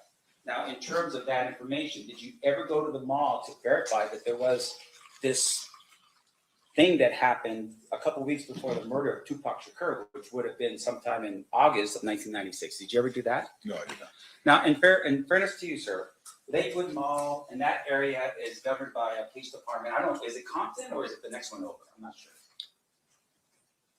Yeah, it wouldn't have been Compton. Okay. So where was the next one? Did you ever at any point reach out to that police department to say, hey, Can you get us the information on this so we can verify it before we put it into our 302? That if, a couple of weeks before the murder of Tupac Shakur, there was a beating that took place. Did you ever do that? Okay, so your statement regarding doing it before we put in that was information that was provided to us by Mr. Davis. So at that time, we were just recording what Mr. Davis is telling us. Sure. So this is a follow-up investigation on that. Sure, but the state has now introduced this document in as an exhibit for the jury to consider. So you're telling us that you can't verify the information in it? I'm telling you what Mr. Davis told us. Okay, but you cannot verify that information. You're telling us right now you didn't verify the information that he told you. I didn't verify that specific event. Okay. Do you know if your partner did? I'm not sure. If you're referring to Mr. Holliday? Yes, sir. Yeah, I'm not sure. I don't want to speculate yes or no. No, and I appreciate you doing that. I don't want you to do that either. Okay. Now, Mr. Davis is in prison during this time. At some point in the future, you had mentioned that he was in there April 20th, 1999, something like that? During the second interview. Yes. Right. Now, did you at any point ever look at his, while he was in there, how he was doing, anything like that? Any write-ups he might have had while he was in there, anything like that? From the penitentiary? Yeah. No, I did not.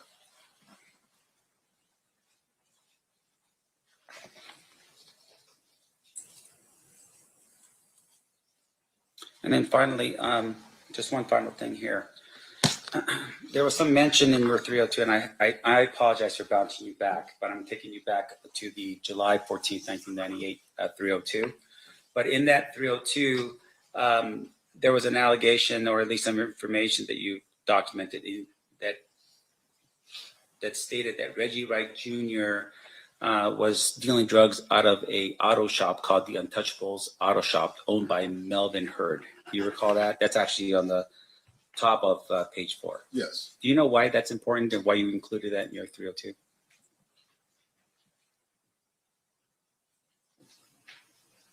Well, activity regarding Reggie Wright Jr., Reggie Wright Sr., these individuals incompetent, things like that would have been important. They would have been documented.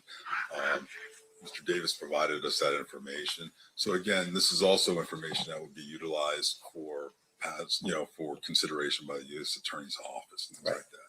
So all of the information was important. I have no further questions, Your Honor. Thank you, sir. I Okay. appreciate it. Any redirect, Mr. Strupka? Just briefly, you have both of those. Yes. 302s in Yes, front I of you, did. right? So let's start with the July 14th, 98 one. It specifically says in the first paragraph, also, it was understood that the information provided by Davis during the interview would not be used by the FBI in a way which would disclose to individuals outside the FBI that the information came from Davis. Correct. So other FBI personnel may have learned about this, but certainly you wouldn't be calling Las Vegas Metropolitan Police Department and telling them, hey, guess what Duane Davis just told me? That's correct. Yeah, there's a confidentiality portion of the proffer agreement that this is it's offered in a way to elicit information, is saying, hey, what you tell us here is not going to be told to anybody, and we won't divulge that you're the one providing this information and things of that nature. And you're there talking to him, in your case is about a drug case. It's not about Tupac Shakur. That just happens to be a subject that comes up in the conversation. That's correct. It's not your responsibility. Well, let me ask you this. Tupac Shakur is killed in the state of Nevada, the county of Clark. Who prosecutes murder cases usually for street level shootings in Clark County? That would be like Las Vegas Metro PD, the DA's office here in Las Vegas. The state of Nevada. It's not a That's federal right. crime to commit a murder in Las Vegas in most situations. That's correct. And so you're just gathering this information, and you did what you promised, which was keep it confidential until such time as you were authorized by the U.S. Attorney Right. to talk about it. The only other thing I want to ask you about is Mr. Sampt kind of, there is a difference between proffer and immunity. Is that correct? That is correct. What Mr. Davis was telling you, you wouldn't use against him, correct? Correct. There wasn't any sort of immunity for any crimes that he disclosed. You just couldn't use the statements that he made to you to prosecute him for those particular crimes. That's correct. And that it was an agreement between the United States Attorney's Office and Mr. Davis. That's correct. At no point in here did the state of Nevada, the Clark County District Attorney's Office, or any agency other than the U.S. Attorney's Office make an agreement with Mr. Davis about these 302s. That's correct. Nothing further. Any recross based on that, Mr. Sampt? I'm sorry, what was that last question again? I'm trying to figure that out. Hey, so you're telling us, you're giving us information right now about your knowledge of what the other law enforcement agencies had agreements on or not? How do you know that? I didn't give that information. I didn't say that. So can we repeat that last question? We don't have All right, that well, capability. We can Let me- pause and show you. No, that's all right. I just want to get to the point. What Mr. DiGiacomo just asked you was that, there were no other agreements with regard to your agreement. Your agreement was the sole agreement between yourself and Mr. Davis, or FBI and Mr. Davis, and no other. United States Attorney's Office and Mr. Davis. I apologize. The United States Attorney's Office and Mr. Davis, and no other entity, right? I think that's how it was put. Yes. Right? Yes. You don't know that though. Did you, when you, what?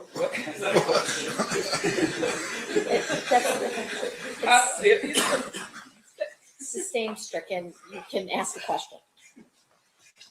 You are not aware of any agreements between, with other agencies because you just don't know. You are just here on behalf of the federal government and the FBI, right?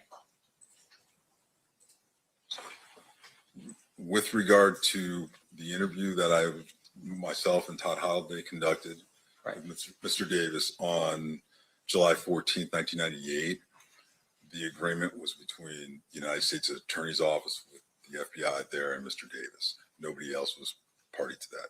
Even though this was a joint task force, this was part of No, it was a joint task force. It was the United States Attorney's Office, the FBI, Mr. Davis. Okay, and with regards to that task force, even though other government agencies were potentially involved in the task force, they weren't involved with regards to this agreement, the proffer. I mean, they weren't part of the proffer, is what you're saying, even though it's part of a task force. Correct. Okay, no further questions. Thank you. Anything further, Mr. DiGiacomo? No. Ladies and gentlemen of the jury, any questions for this witness? We do have some.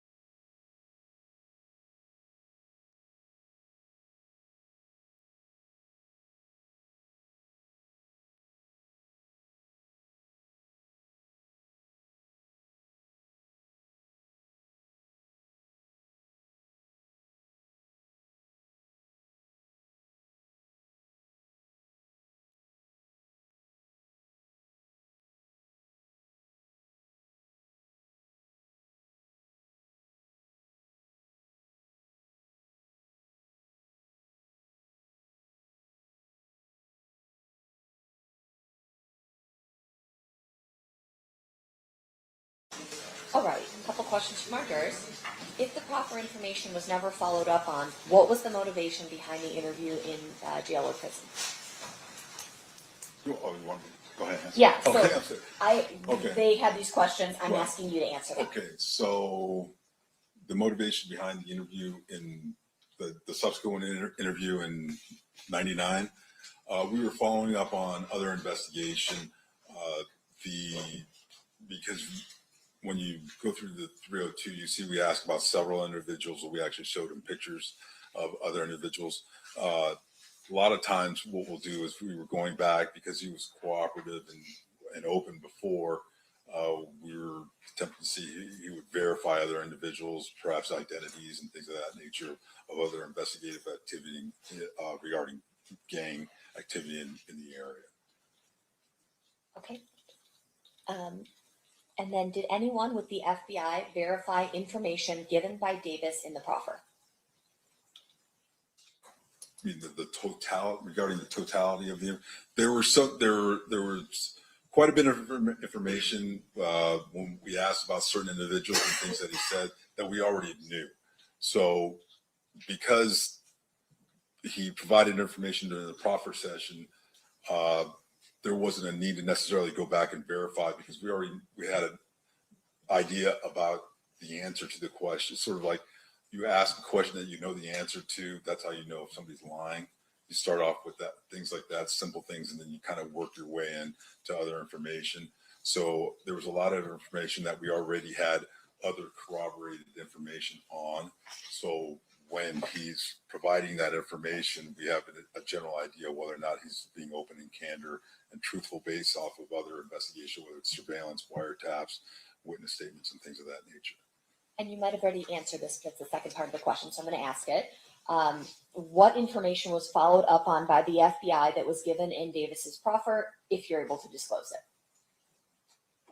What information was followed up on by the FBI that was given in Davis's proffer that you're able to disclose? So, I mean, it's been 30 years. It'd be very difficult for me to follow up on every single aspect. Again, a lot of the information, because it's historical, some of these things that he's talking about went back several years prior to into the early 90s period. So he's talking about, prior drug transactions and things of that nature. It's very difficult or almost impossible to truly verify those types of things. Other things that he talked about, for example, like recordings that were played or photos that he was shown of individuals where he identified and said, this is so-and-so, that corroborates what, individuals that we know and things of that nature. So there were things that were done. Was there a specific checklist, a tasking list that was put out after that interview, the proper interview, to go out and say, go verify? That's really not the way we operate. Usually these files have hundreds of documents in them over the course of an investigation. There's hours and hours and countless hours of wiretaps and things of that nature. So we've got a very voluminous amount of information to go back and check and things that along the way. So at this point, he was already indicted, arrested, and basically going towards either trial or sentencing. The proffer agreement really was an opportunity for him to help himself on sentencing. And then for us to maybe, if he wanted to cooperate and things like that, to possibly open up further avenues of investigation for other individuals who weren't in custody or that were still under investigation. All right, Mr. DiGiacomo, any follow-up based on those answers and those questions? Mr. Stamps? No, you aren't. Okay. All right. You are free to go. Thank you so much. Sorry. Just leave them right there. Mr. DiGiacomo will pick them up. I'll grab them. Thank you. Are those our exhibits? Okay. Yeah, for sure. All right. Statement called the next witness. Darren Dupree. John, before we do that, maybe a question. Sure.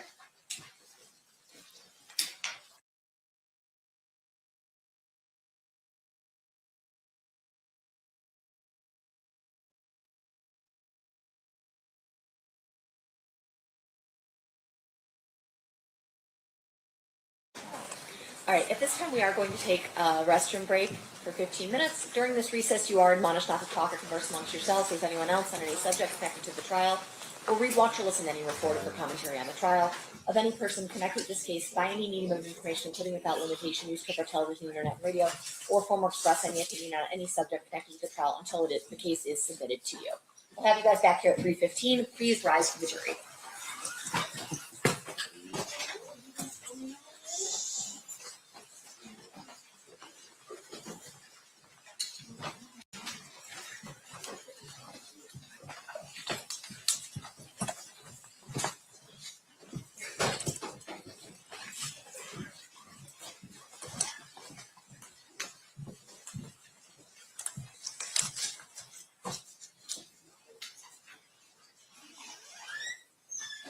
record, the jury executive room will be in recess. Thank you.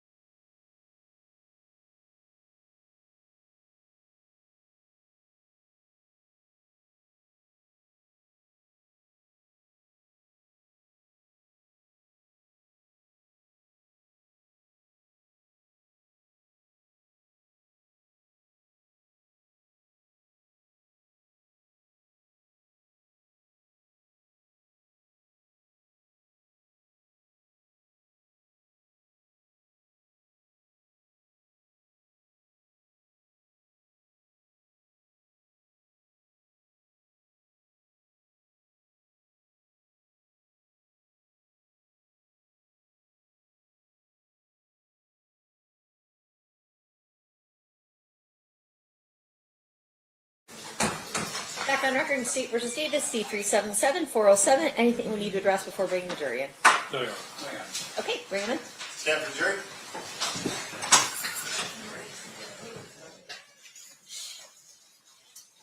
Did you line them up? We're waiting for them. Okay.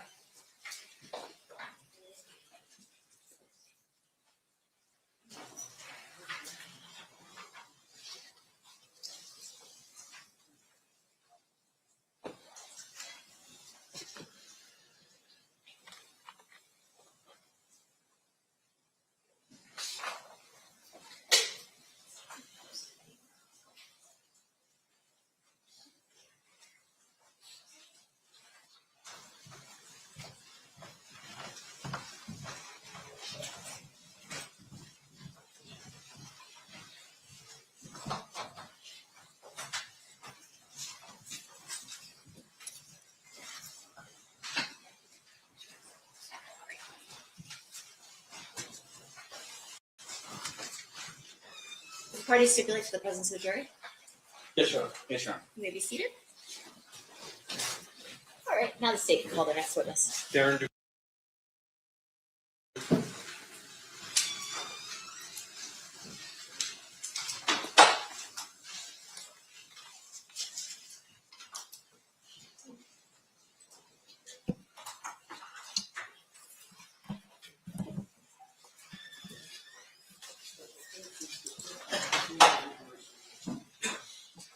Good afternoon.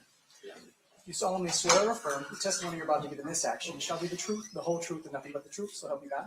I do. Thank you, sir. You may be seated. And if you please state your full name and then spell it for the record. Darren, D-A-R-Y-N, Dupree, D-U-P-R-E-E. Thank you, sir. Whenever you're ready, state, you may proceed.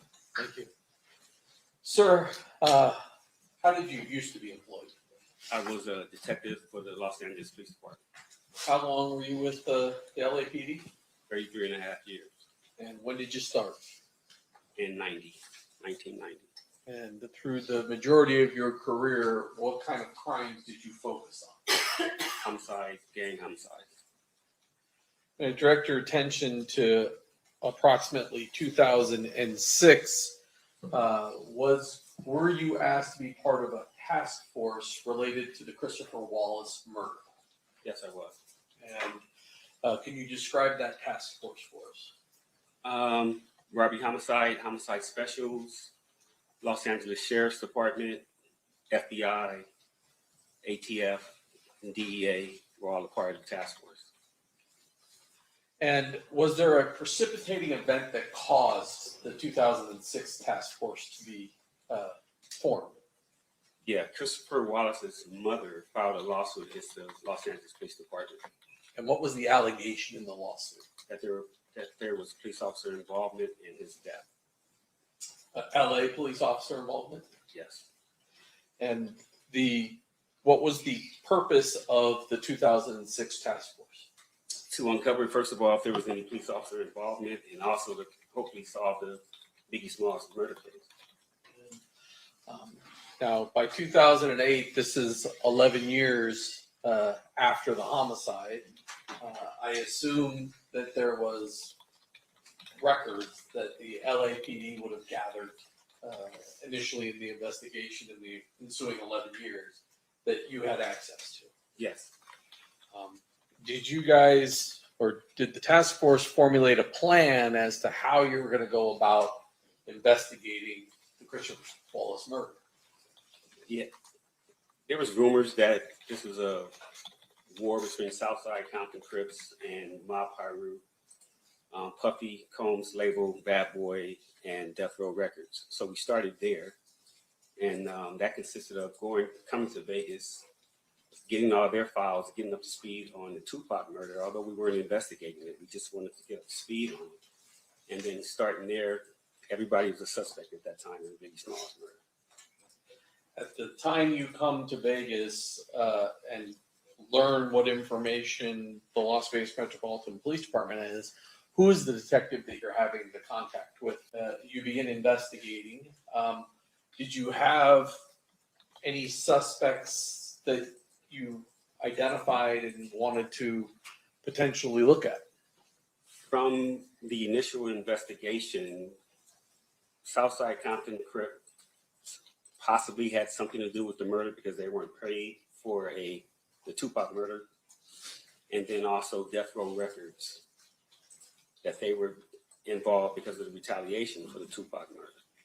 So, like I said, everybody was a suspect at that time.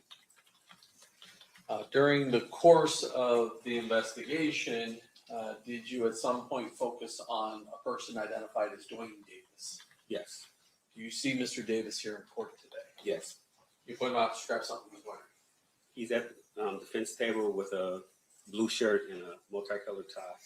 May the record reflect the identification of the defendant. Is he wearing a jacket or no jacket? No jacket. No jacket.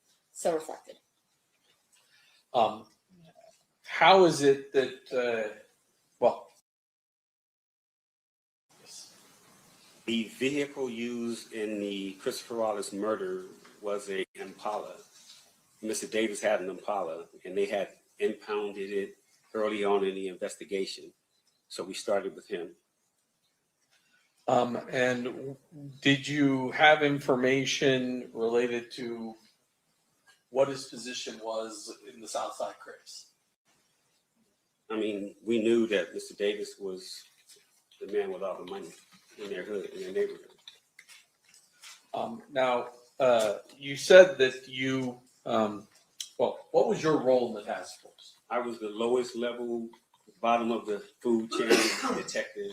I was a gang expert, and I knew a little bit about the rap industry. So that was That's how you got brought in. yes. The Southside Crips, did they have kind of two crews associated with them? As far as I know, yes. And one of those crews, the Burr Street crew, who was that sort of generally headed by? It was Keefe amongst others.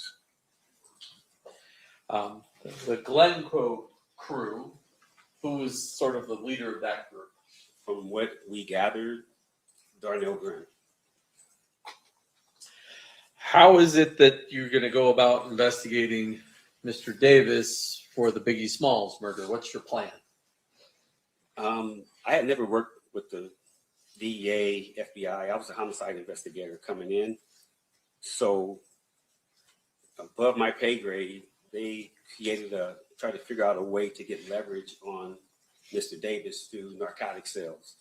We would bring him in after we caught him with narcotics and see if he would work with us and give us information on the Biggie Smalls case. And were you able to gather enough information to potentially arrest and charge him with narcotics? Yes. And how much narcotics are we talking about here? From what I remember, it was PCP, a gallon, and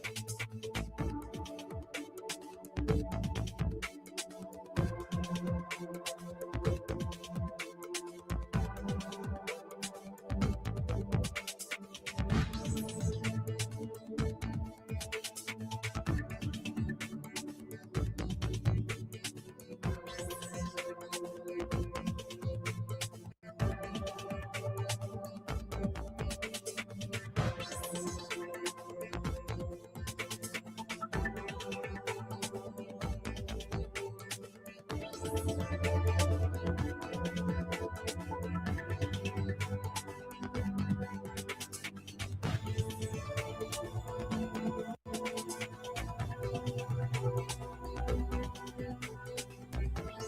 USA, do you remember that AUSA's name? Timothy C. Wright. And do you remember the attorney for Mr. Davis? His name. Wayne Higgins. And so there was an agreement in that first meeting that this would be a proffer. Yes. And during the course of that, do you ask Mr. Davis about his involvement in the Biggie Smalls murder? Yes. And what is his response? At that time, he said, no, we didn't have anything to do with that. When he said we didn't have anything to do with that one, did that trigger anything in your mind as to what he was saying? When I recall, yes, we were like, that one, what do you mean? And then he What was said, it? we did the other one. He said we did the other one. And so at that point, what did you think he was talking about? Me personally, the only other one was Tupac. But we had nothing, we didn't think he was, we were talking about Christopher Wallace. We didn't ask him any questions about Tupac. He offered that on his own. And so when he does that, is there some discussion then of maybe having a conversation about Tupac? It was a surprise to us. Number one, we were shook. We were surprised. Yes. I mean, I don't know if we shut that meeting down then to discuss what we were going to do. I don't remember, but we were surprised. Does there come a point in time when there's a meeting set for December 18th of 2008 to talk to Mr. Davis about the Tupac Shakur murder? Yes. In your understanding, was that still based upon the agreement between Wayne Higgins and the U.S. attorney that it would be a proffer session? Yes. At that point, before having this conversation with Mr. Davis, has anybody notified Las Vegas that Mr. Davis is going to be talking about the Tupac Shakur murder? Unfortunately, no. Were you present on December 18th for an interview with Mr. Davis about the Tupac Shakur murder? Yes. And did you subsequently learn, or previously learn, but subsequently learn that that conversation was recorded? Yes. Do you know who recorded that statement? One of the members of the task force, Bill Holcomb.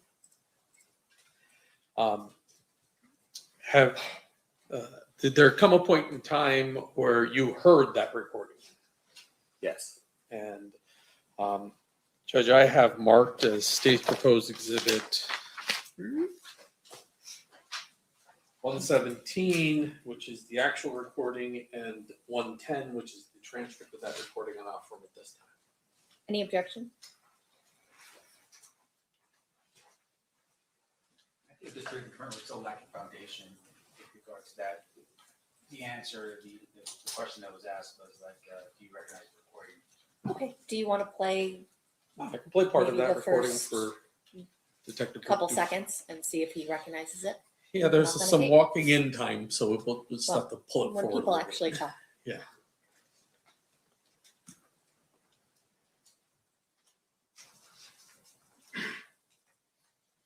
I'll just jump forward. Hopefully.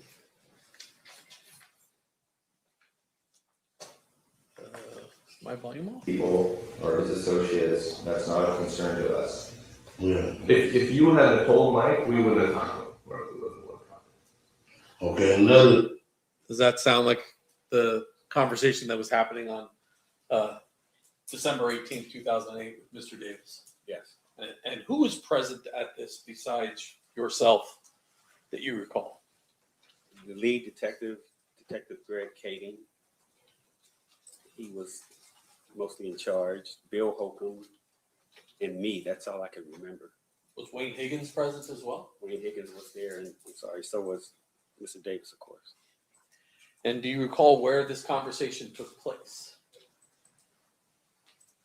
It might have been at Wayne Higgins' office. As I once again reoffer 117 and 110. Did you want to show him 110 to verify that is the transcript of it? Oh, you want me to? Well, that was the objection, was that Oh. the foundation wasn't accurate. And we talked about the first item, but not the second. Then you take a look at that. You can read through as much as it is you need to. That appear to be a transcription of that particular meeting. Yeah, I remember. Yeah, that's it.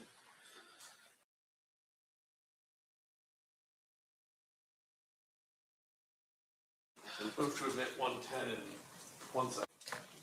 The jury is gonna hear the entire thing at some point. But generally speaking, what was Mr. Davis's version of events as it relates to what happened with Tupac Shakur? Mr. Davis stated that his nephew, Mr. Orlando Anderson, was jumped and beat up in a club or in a hotel in Las Vegas after the Tyson fight. He came and told Mr. Davis what happened. They went looking for Tupac, Suge, anybody who was involved, basically, in the beatdown of Mr. Anderson. And they couldn't find him at first, and then they saw him, and basically Mr. Davis had the gun at first, but they came up on the passenger side of Suge Knight and Mr. Shakur's vehicle, so he couldn't shoot across the driver. So he handed the gun to Dre in the back seat, Andre Smith. He was afraid to shoot. Mr. Anderson grabbed the gun and shot across Mr. Smith into Mr. Knight's car that Mr. Tupac Shakur was in with Mr. Knight. And did he tell you what kind of vehicle he was in? In a white Cadillac. Did he tell you what kind of gun was used? A 40 cal car. And did he tell you after the shooting where the car went? If you recall. If you don't recall. I don't recall. After receiving this information in March of 2009, does the task force sign Mr. Davis up as a confidential informant? Yes. And once you sign him up as a confidential informant, what is it that you want to do with Mr. Davis? Figure out ways to see if he's telling the truth about his story, about what happened. And so what do you do? Mr. Davis had a narcotics friend in New York by the name of Equan Williams, Zip.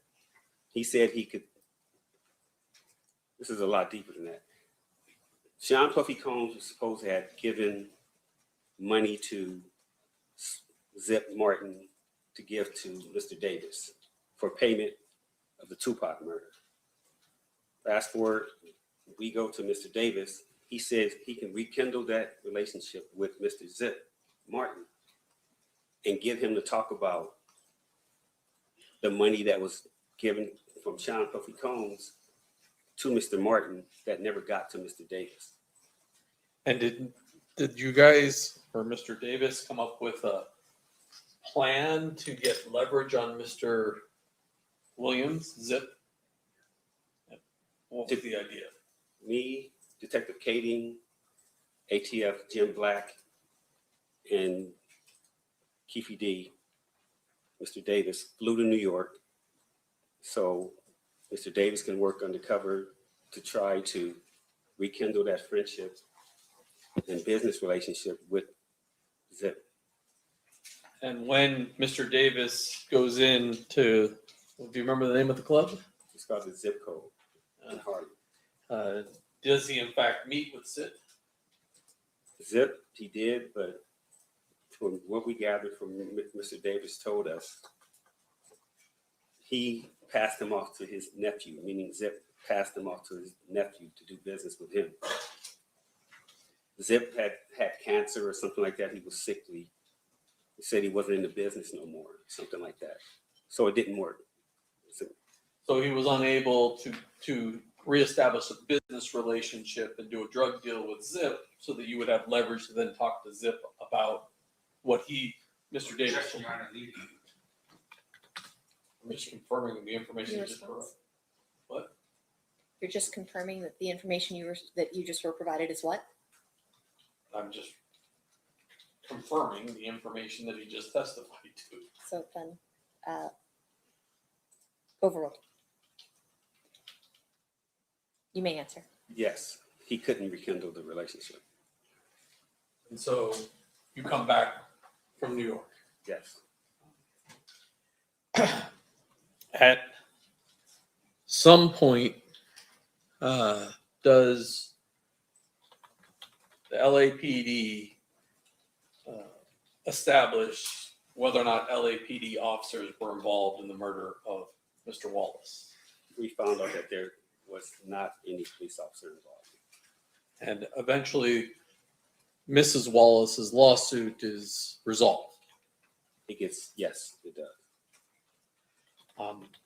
At some point, are you directed to attend a meeting involving Wayne Higgins, Duane Davis, and Dan Long, the Las Vegas Metropolitan Police Department investigator on Tupac Shakur? Yes. And on September 9th of 2009, did you in fact attend that interview? Yes. And was that recorded? Yes. This morning, did you listen to portions of that to confirm that is in fact a copy of the 2009 audio recording? Yes. And if I approach, I forgot this one. Showing you, forgot this one. Showing you 111. If you flip that over, take a look at it. Does that appear to be a transcript of that 2009 interview?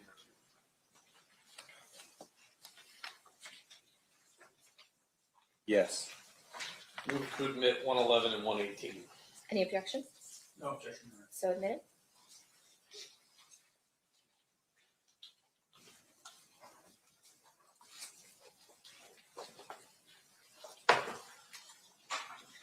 Finally, and I forgot to do this. During the conversation on December 18th of 2008, did you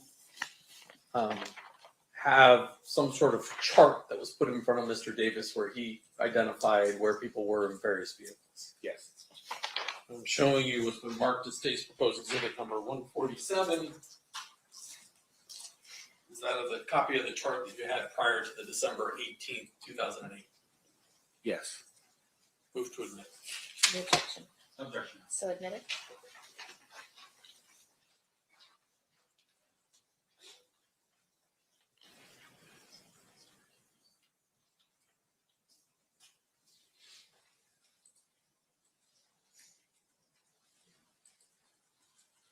Thank you, sir. I passed the witness. Cross-examination, Mr. Staff.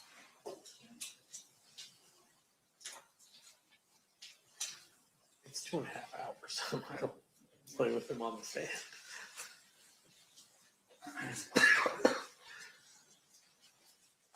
Mr. Dupree, sorry. We had some conversations here about what you did on this case. Did you ever write any reports on this? Sure I did, yeah. When you say you're sure did you review any reports in preparation for your testimony here today? I think I reviewed one report. Which report did you review? It was a DEA 6 passing the case over to Las Vegas Metro. And with regard to that report, did you draft that report yourself? Yes. When you say it's a DEA 6, is that a form? Yes. Is that a form used by the DEA agency, I guess would be the Drug Enforcement Agency? Yes. Did you write any reports on your own with regards to what you did within the LAPD, umbrella or report writing? I'm sure I did. When you say you sure did, are you telling us today that you don't know for sure what reports you wrote? I'm saying that when you have a cold case, a lot of reports are already written. So you interview people and you do a statement on it, but the majority, this was 2006 when we started, the murders happened in 1996 and 97. So a lot of the reports were already written. So with regards to, you're classifying this as a cold case? Yes. And what is a cold case to you? It's a case that takes a long time to solve. And with regard to the cold case, which are you talking specifically about the murder here, the murder investigation of Tupac Shakur?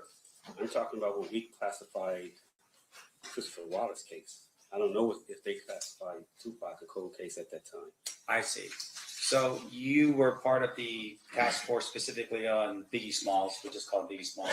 That's why we started the task force, because of the lawsuit. All right, and you are classifying that as the cold case. Yes.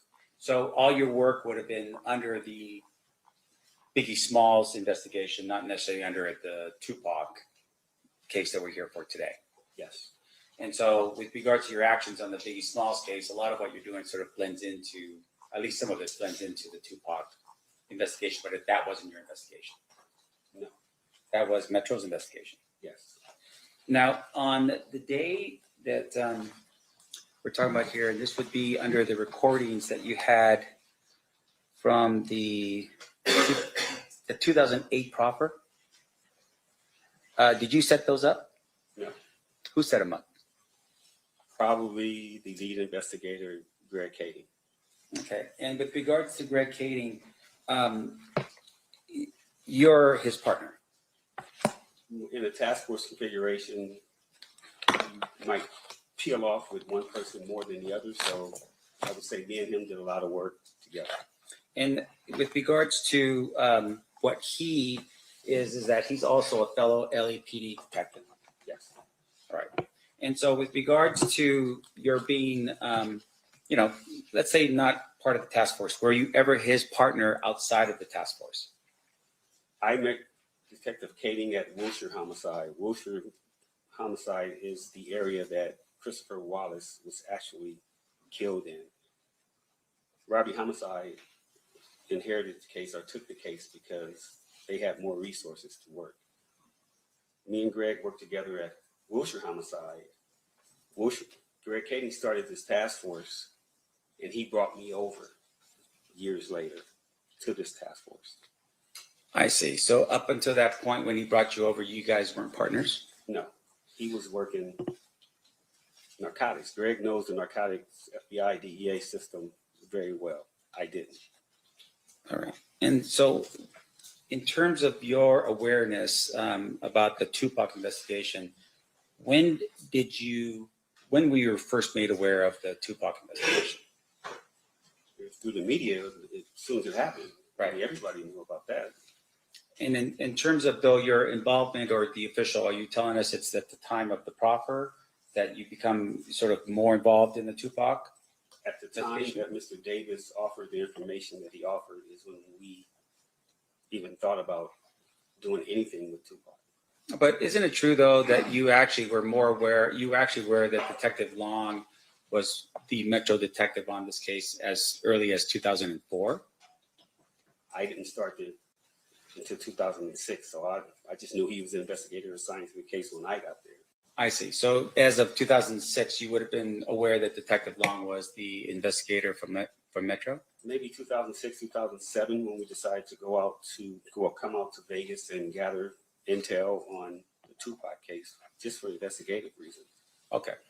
And with regards to your participation in the task force, was there a name for the task force? Christopher Wallace Task Force. Okay, so it's the Christopher Wallace Task Force. And you first contact Mr. Davis on, looks like November 21st, 2008. Is that about right? I don't remember the dates, but Okay. Now, in terms of your, you're saying though that your review of the evidence in preparation for today's, or your reports in preparation for today's testimony just consisted of the DEA 6 form? yes. Now, at the time of November 21st, 2008, you and Greg Kading are the ones who initially contacted Mr. Davis, right? You didn't do it by yourself. No, me and Mr. Katie. Okay. And you basically advised him at that particular point that, you know, he was potentially looking at an indictment for narcotics. Is that right? Something to that effect, yeah. Yeah. And once again, you're doing this because you are targeting Mr. Davis because you believe he may have been a suspect in the Biggie Smalls murder. Yes. Okay. Now, at some point, I would assume in the future, you're going to tell all of us that he was no longer a suspect in that murder, right?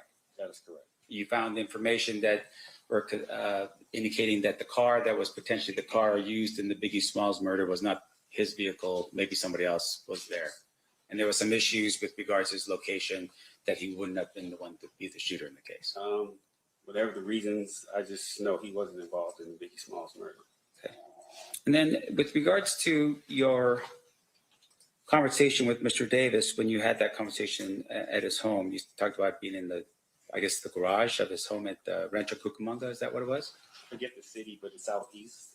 Okay. That's where he lived at the time. And you had at some point told him that maybe he should retain an attorney to handle the issues because he was going to be dealing with the United States Attorney Timothy Seawright. You remember having that conversation with him? I don't think we threatened him or anything like that. We just advised him that, hey, man, we got some information. We got some things that you were involved in, and we need to talk to you. So we need to meet with you, with your attorney at the AUSA's office. Now, at the time that you have that conversation with Mr. Davis, you advised him that not to bring his attorney, which would have been Edie Fall, to that conversation, right?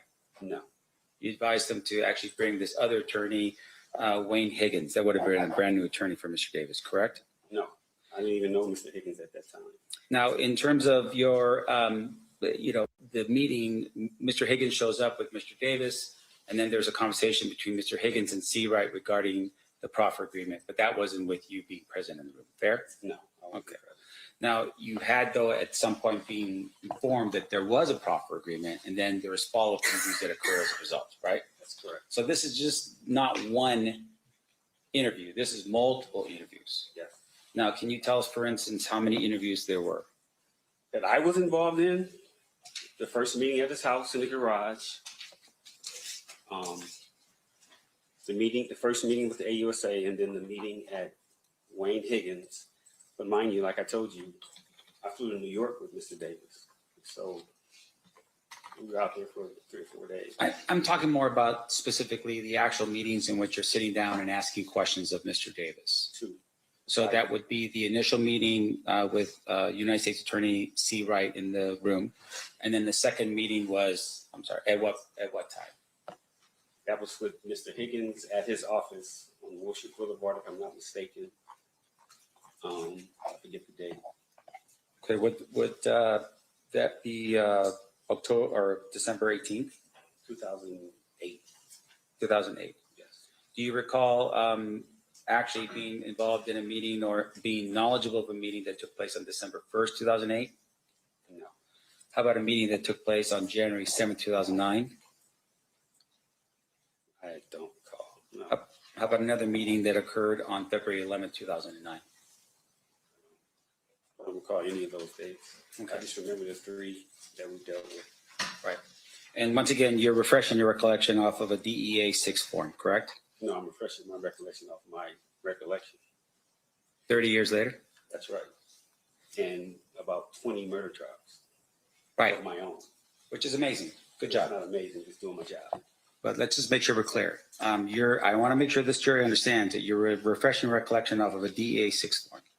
No, I told you the DA 6 form that I saw this morning was transferring the case from the DEA to Las Vegas Metro. That's all that said this morning. All right. So this is all purely off of your recollection from 30 years ago. Well, 17, 18 years ago when we got it. The Okay. case was 30 years ago. but Right. we had it in 2006. And 20 murder trials later, That's right. you're refreshed. Okay, so let's keep going through it. So your testimony here is that at the time of the meeting on December 18th, 2008, you were present for that meeting. Yes. And the other people that were present for that meeting was Detective Katie, Yes. LAPD Detective William Holcomb, FBI Special Agent Bennett, Yes. I didn't mention him, but he was there. Yes. okay. And then was anybody else there present? Mr. Davis and Mr. Higgins.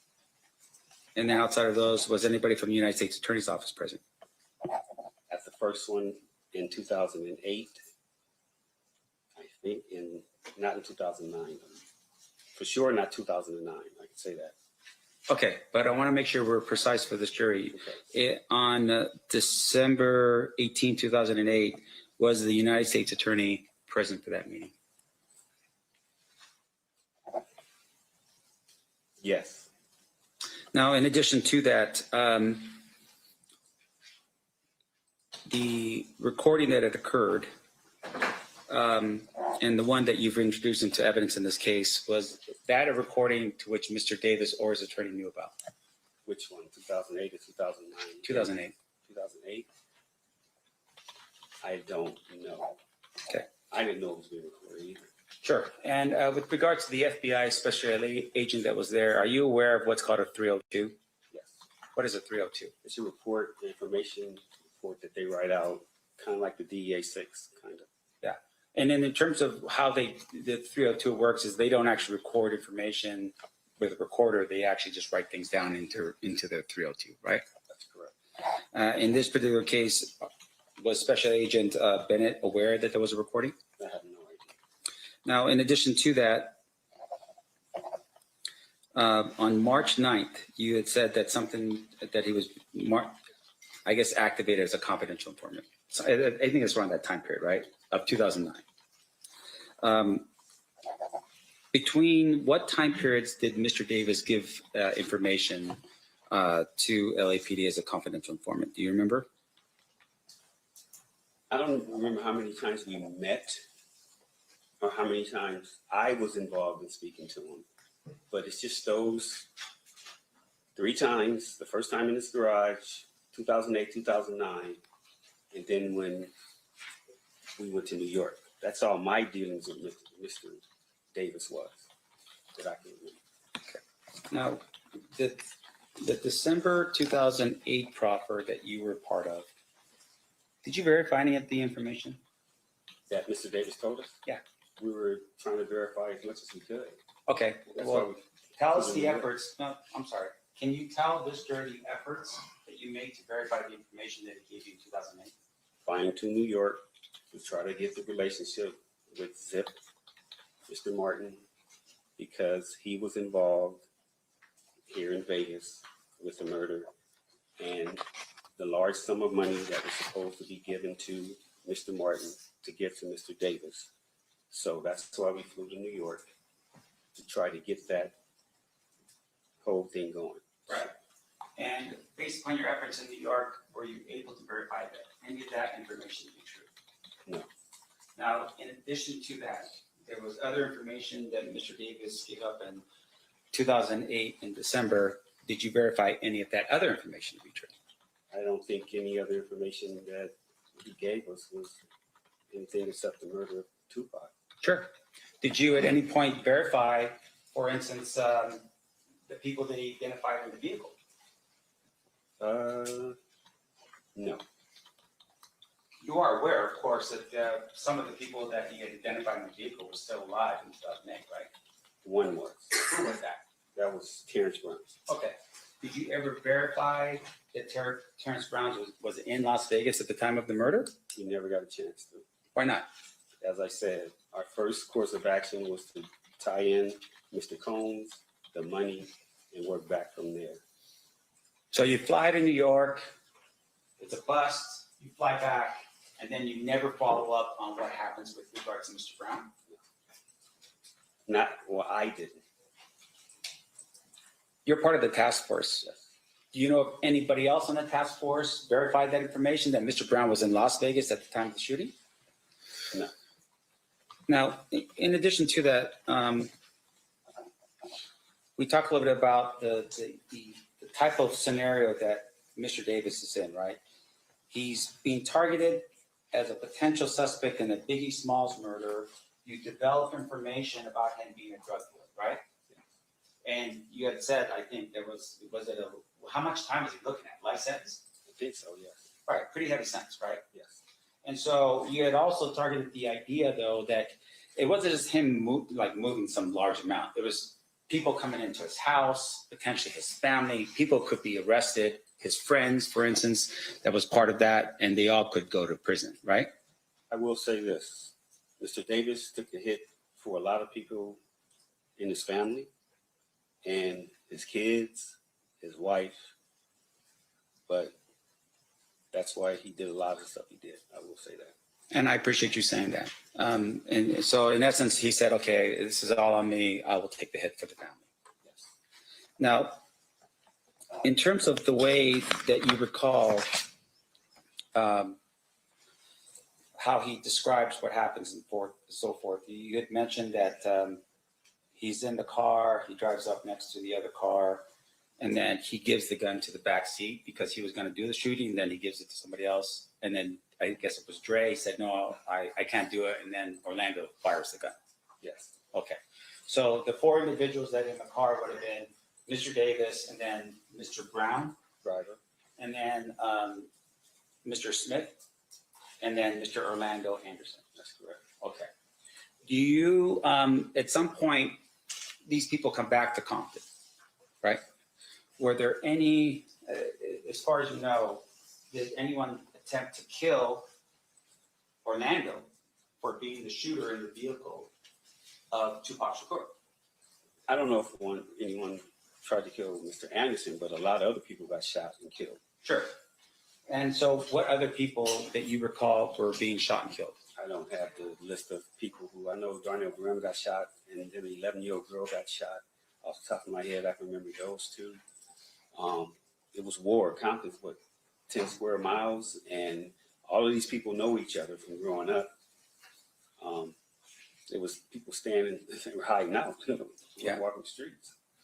But in terms of the four that's in the vehicle, was Mr. Smith shot? No, not that I know of. And what about the other person, Mr. Besides Mr. Davis? Mr. Brown? Yes. Not that I know of. No. And then with regards to Mr. Davis, was he shot at? No, not that I know of. And once again, this idea is we're talking about a very compact area of Las Vegas, 10 by 10 miles, multiple blood and Crip gangs just encroached upon one another, right? Yeah. Basically like a powder keg.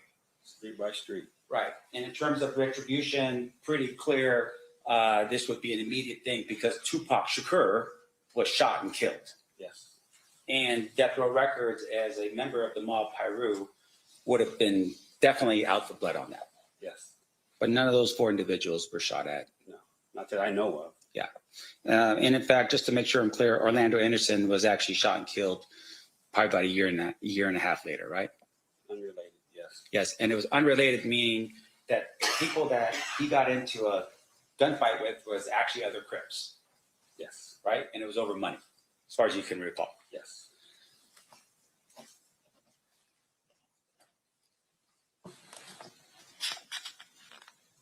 Now, there was some discussion.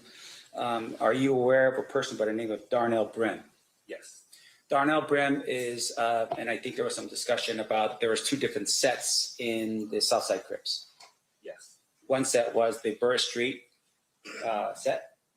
Correct. And that would be Burr Street where Mr. Davis lived on. Yes. As well as members of his family and so forth, right? Yes.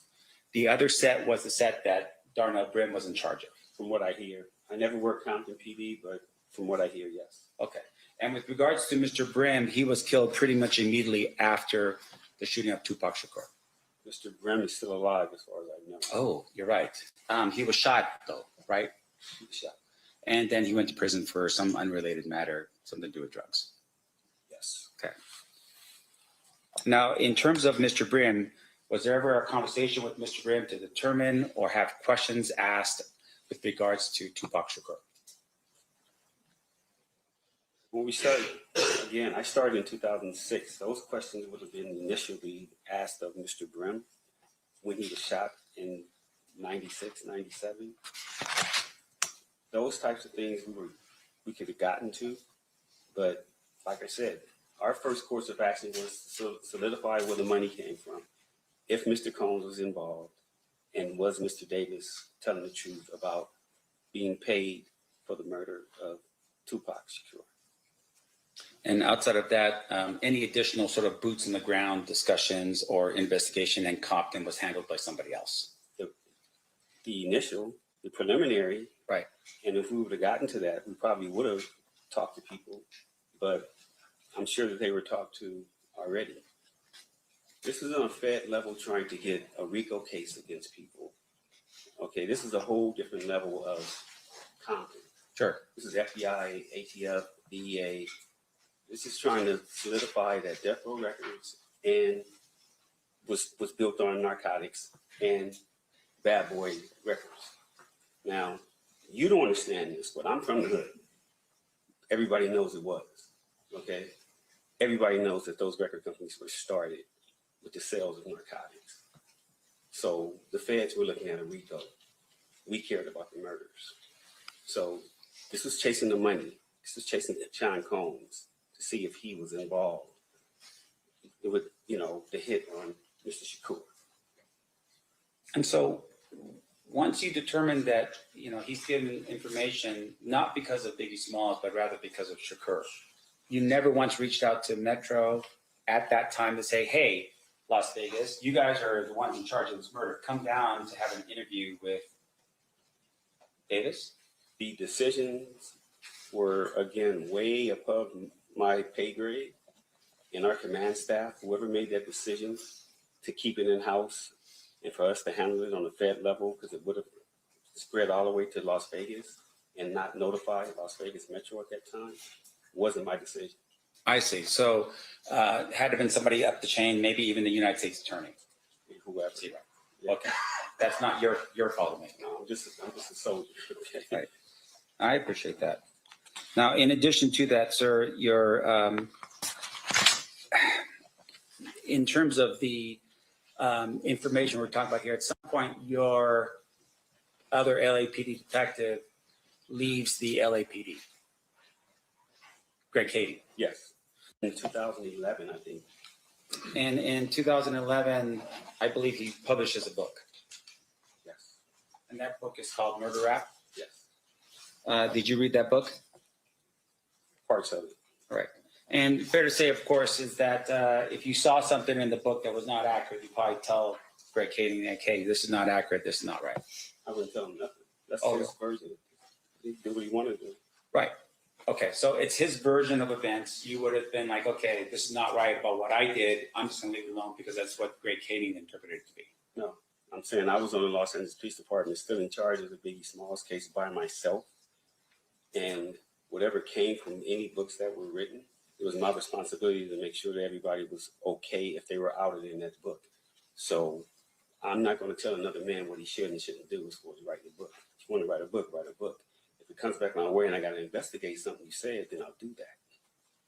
So this individual, Greg Cady, leaves LAPD and takes the Tupac file with him?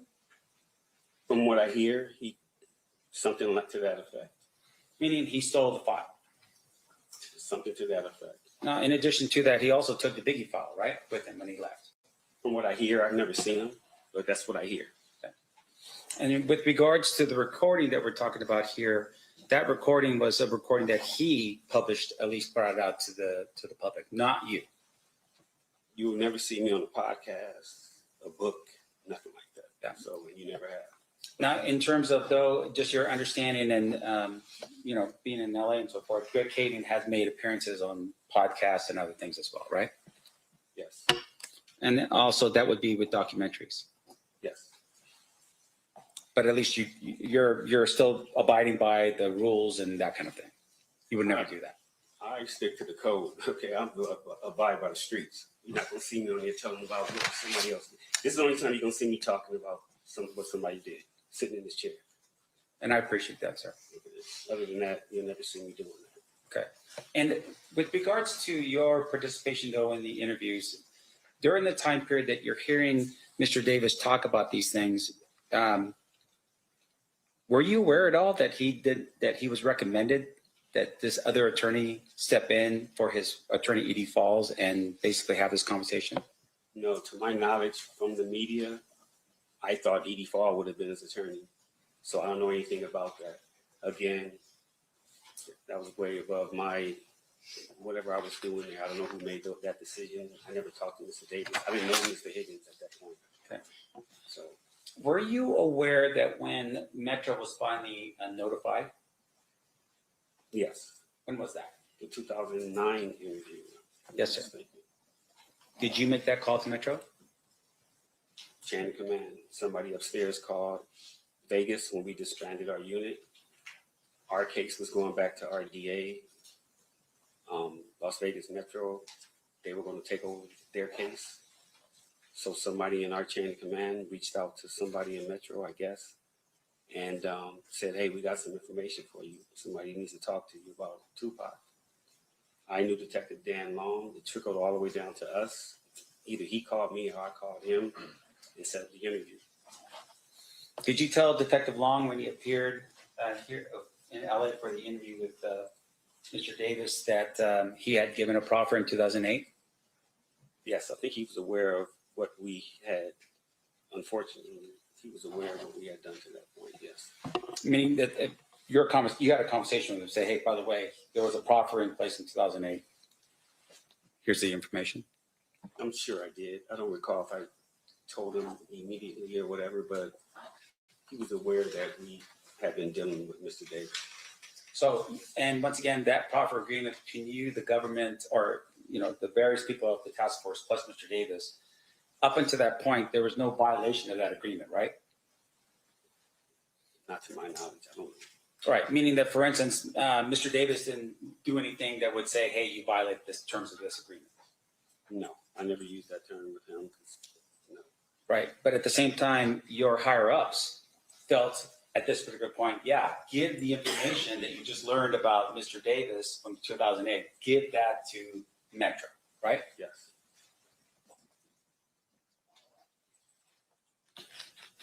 And once again, and I want to make sure I'm clear because I don't want to forget this question. You didn't verify anything outside of the P. Diddy potential payment that was the part of that you were looking at. Yes. So everything else would have been going back to Detective Long to do his investigation in Las Vegas about the information given to him by Mr. Davis. I mean, he was going to be aware of that. Yes. Okay, but once again, that was already out, a possibility. Just hearing Mr. Davis say it kind of solidified it, that we need to look more into this part of it, instead of it just being Tupac getting killed, Death Row, and Southside, they were involved. Yeah, but I think we're here for a slightly different purpose. We're in Las Vegas, and we just want to know what facts were presented, or at least established, with regards to the situation. You're telling me Detective Long would have been willing to verify whether Mr. Brown was here in Las Vegas, whether any of the other individuals in the vehicle that was represented to you was actually here in Las Vegas to establish that, right? That was his job, not yours. Yeah, on the murder. Right, Yeah. right.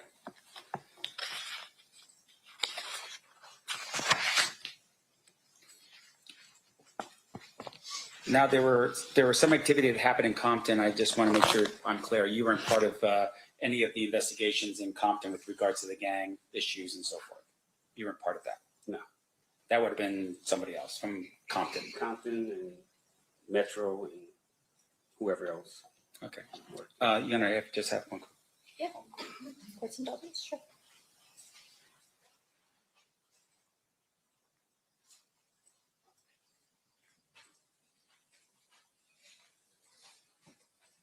Your Honor, I pass the witness. Thank you. Okay. Any redirect, Mr. Jeffman? Just briefly, you brought up the fact that Mr. Davis said that basically Sean Puffy Combs solicited the murder of Shogun Tupac during the course of that conversation. Yeah. Did he tell you where that conversation occurred? It's a deli called Greenblatt's, still there on Sunset in Hollywood in Los Angeles. If he never provides that portion of the information, what jurisdiction would LA have to be investigating a homicide that occurred in Las Vegas? None? So it was that piece of information which provided LAPD jurisdiction to even be looking at this murder. You could say that. But like I said, on the Fed case with the RICO, that would have got incorporated into the RICO, the murder anyway. And that's what we were looking at. But yes, that's where it started. So you can use it, that also. And so when you were unable to confirm through Zip the Puffy Combs angle of the case, at some point your agency said, hey, we got to tell Vegas what we've been doing. Yes. And at that point, Dan Long comes down and you are in a room with Dan Long, Mr. Davis, his lawyer, and there's a conversation that occurs. That's correct. At that time, the only person left alive in the vehicle was Terrence Bubba Brown, right? Yes. Mr. Brown was a resident of LA, correct? Correct. And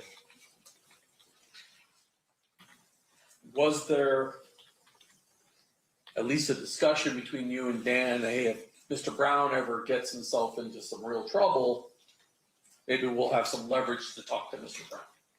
Yes. And then unfortunately, Mr. Brown got killed as well. Yes. And so the last person alive in the vehicle is Mr. Davis. That's correct. Nothing further. Anything further, Mr. Sant?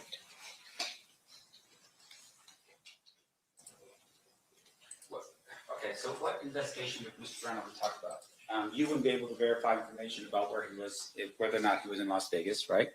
You're saying. You, with Mr. Brown. We wouldn't be able to? Yeah. We could have, I guess. Right. We would have got to that, yeah. Sure. And with regard to that, you didn't make that effort while he was still alive. And would it be fair to say, of course, that even if someone had passed, that you would still need to verify what Mr. Davis said to you, regardless of whether or not the person's passed or not? We would have to verify everything. Right. And like I said, start of it was Sean Puffy Combs, so that's where we started. Sure. That's it. And your focus is a little different, but in terms of the actual murder of Tupac Shakur, information with regards to, you know, these other individuals in the car, that would have been given to Metro to handle here in Las Vegas. Yes. Okay. No further questions. State, anything further? Of course you will.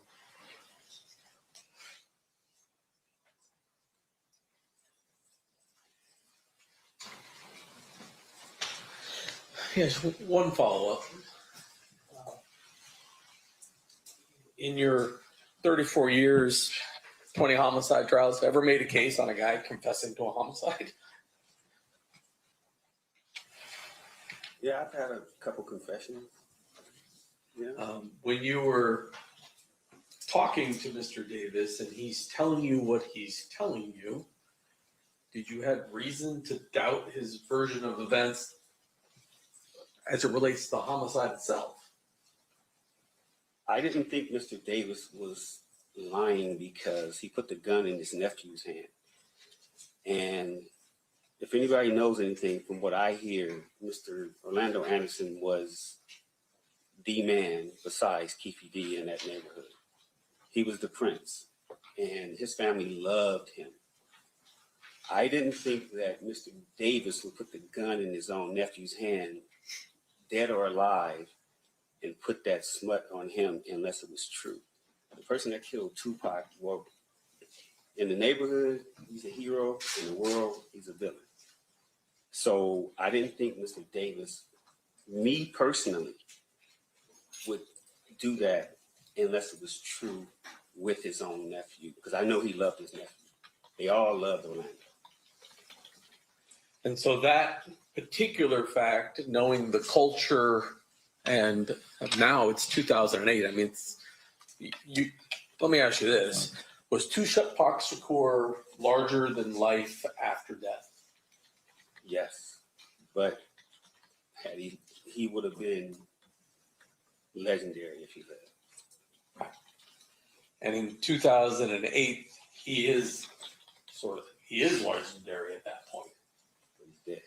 And if it gets out that Mr. Davis has said his nephew pulled the trigger, would there be consequences for his neighborhood? I mean, just the way it looks, him being a hero, meaning Tupac to the world, and then this gang, like I said, in the streets, in his hood, Orlando wasn't looked at that, but people are going to always say the Southsiders, the ones who killed Tupac, Nipsey Hussle, all these people who were like that. That's what comes with that.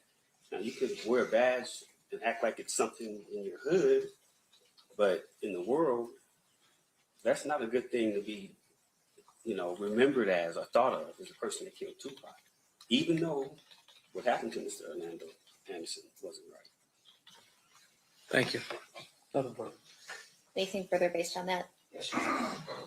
So I just want to make sure I'm clear. You go to Mr. Davis because he's the target of Biggie Smalls' murder. Yes. You interview him, and at some point in the future, you determine that Mr. Davis is not involved in Biggie Smalls' murder. Yes. While you're in the room showing him the information that you have about the drug aspect of it, a life sentence potentially, and everyone in his family or people in his family and friends potentially getting all in the middle of that with all kinds of problems, right? He decides to take the hit, as like you said, right? And instead of saying, hey, I don't have anything about Biggie Smalls, which you now have confirmed, he had nothing to do with Biggie Smalls, so he had no information. He says, I actually have information, and Orlando Anderson is one of those people, right? And at the time he says it, Orlando's actually dead, right? And people in the community of Compton had all had this sort of thing going on that potentially Orlando Anderson was involved in the murder of Tupac, correct? Correct. So that information was available to Mr. Davis when he gave you that information, right? Yes. But once again, you were targeted for Biggie Smalls, and there was no information that would say he was involved in Biggie Smalls, so he couldn't give you any of that information, right? No further questions, Your Honor. Anything further, Mr. DiGiacomo? Okay. I've lost track of how many redirects we're on, so. Sorry. All right, you're okay, guys. Any questions from the jury? Looking at that side of the box? No? Okay. Oh, we do have one. Okay. We have a few.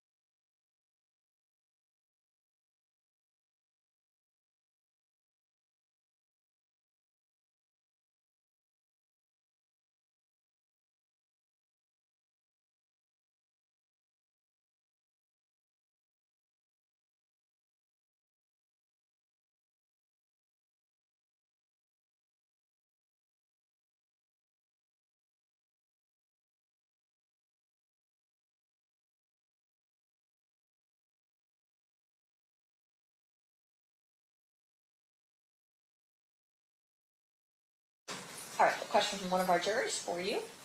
For clarity, would you say the feds were more worried about the bigger fish and the whole puzzle rather than the pieces, being you had the information from Keefe and didn't need to put it together?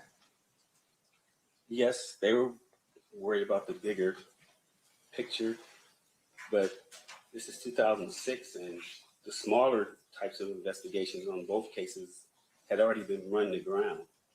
you needed to come with a different type of investigation to try to see if you can get it.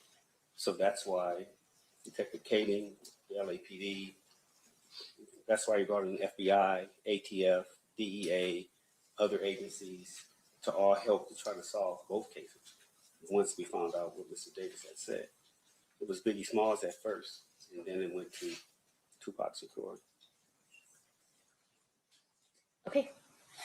Any follow-up questions based on that, Mr. DeJoffma? No. Any follow-up questions based?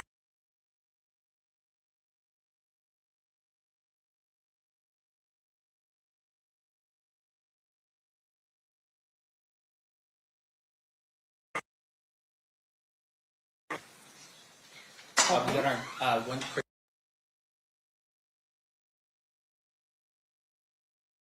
In the hall, or do you want him to wait?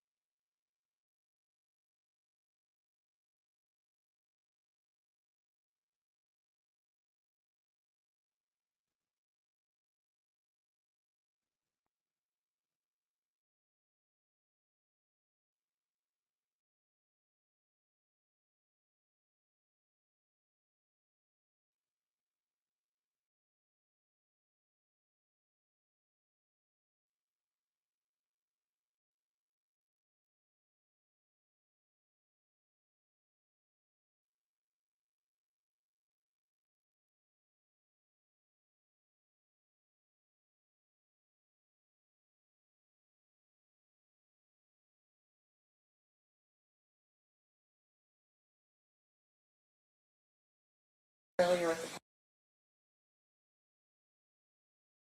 the if you could refrain from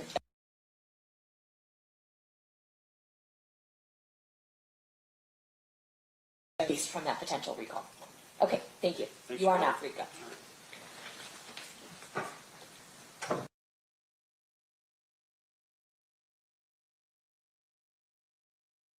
8 statements, so we fill up the rest of the day.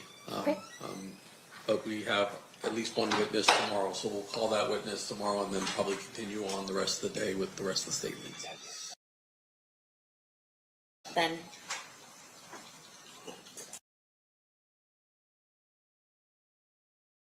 Court wants us to call the witness tomorrow at 1 and then start the statement.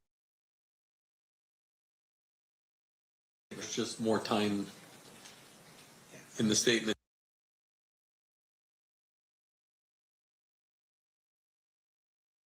It all depends on Mr. Sham's cross of the witness. Well, Your Honor, Your Honor, there's 2 statements.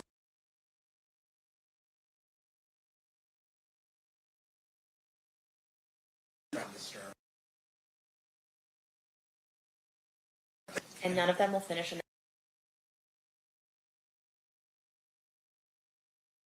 and I have a jury of any person connected to this case by any medium of information, including without limitation, any report of a commentary on the trial of any person connected to this case by any medium of information, including without limitation, newspaper, television, the internet, and radio, or form or express any opinion on any subject connected with the trial until the case is submitted to you. We'll see you guys back here at 1 o'clock tomorrow. Thank you. Stand adjourned.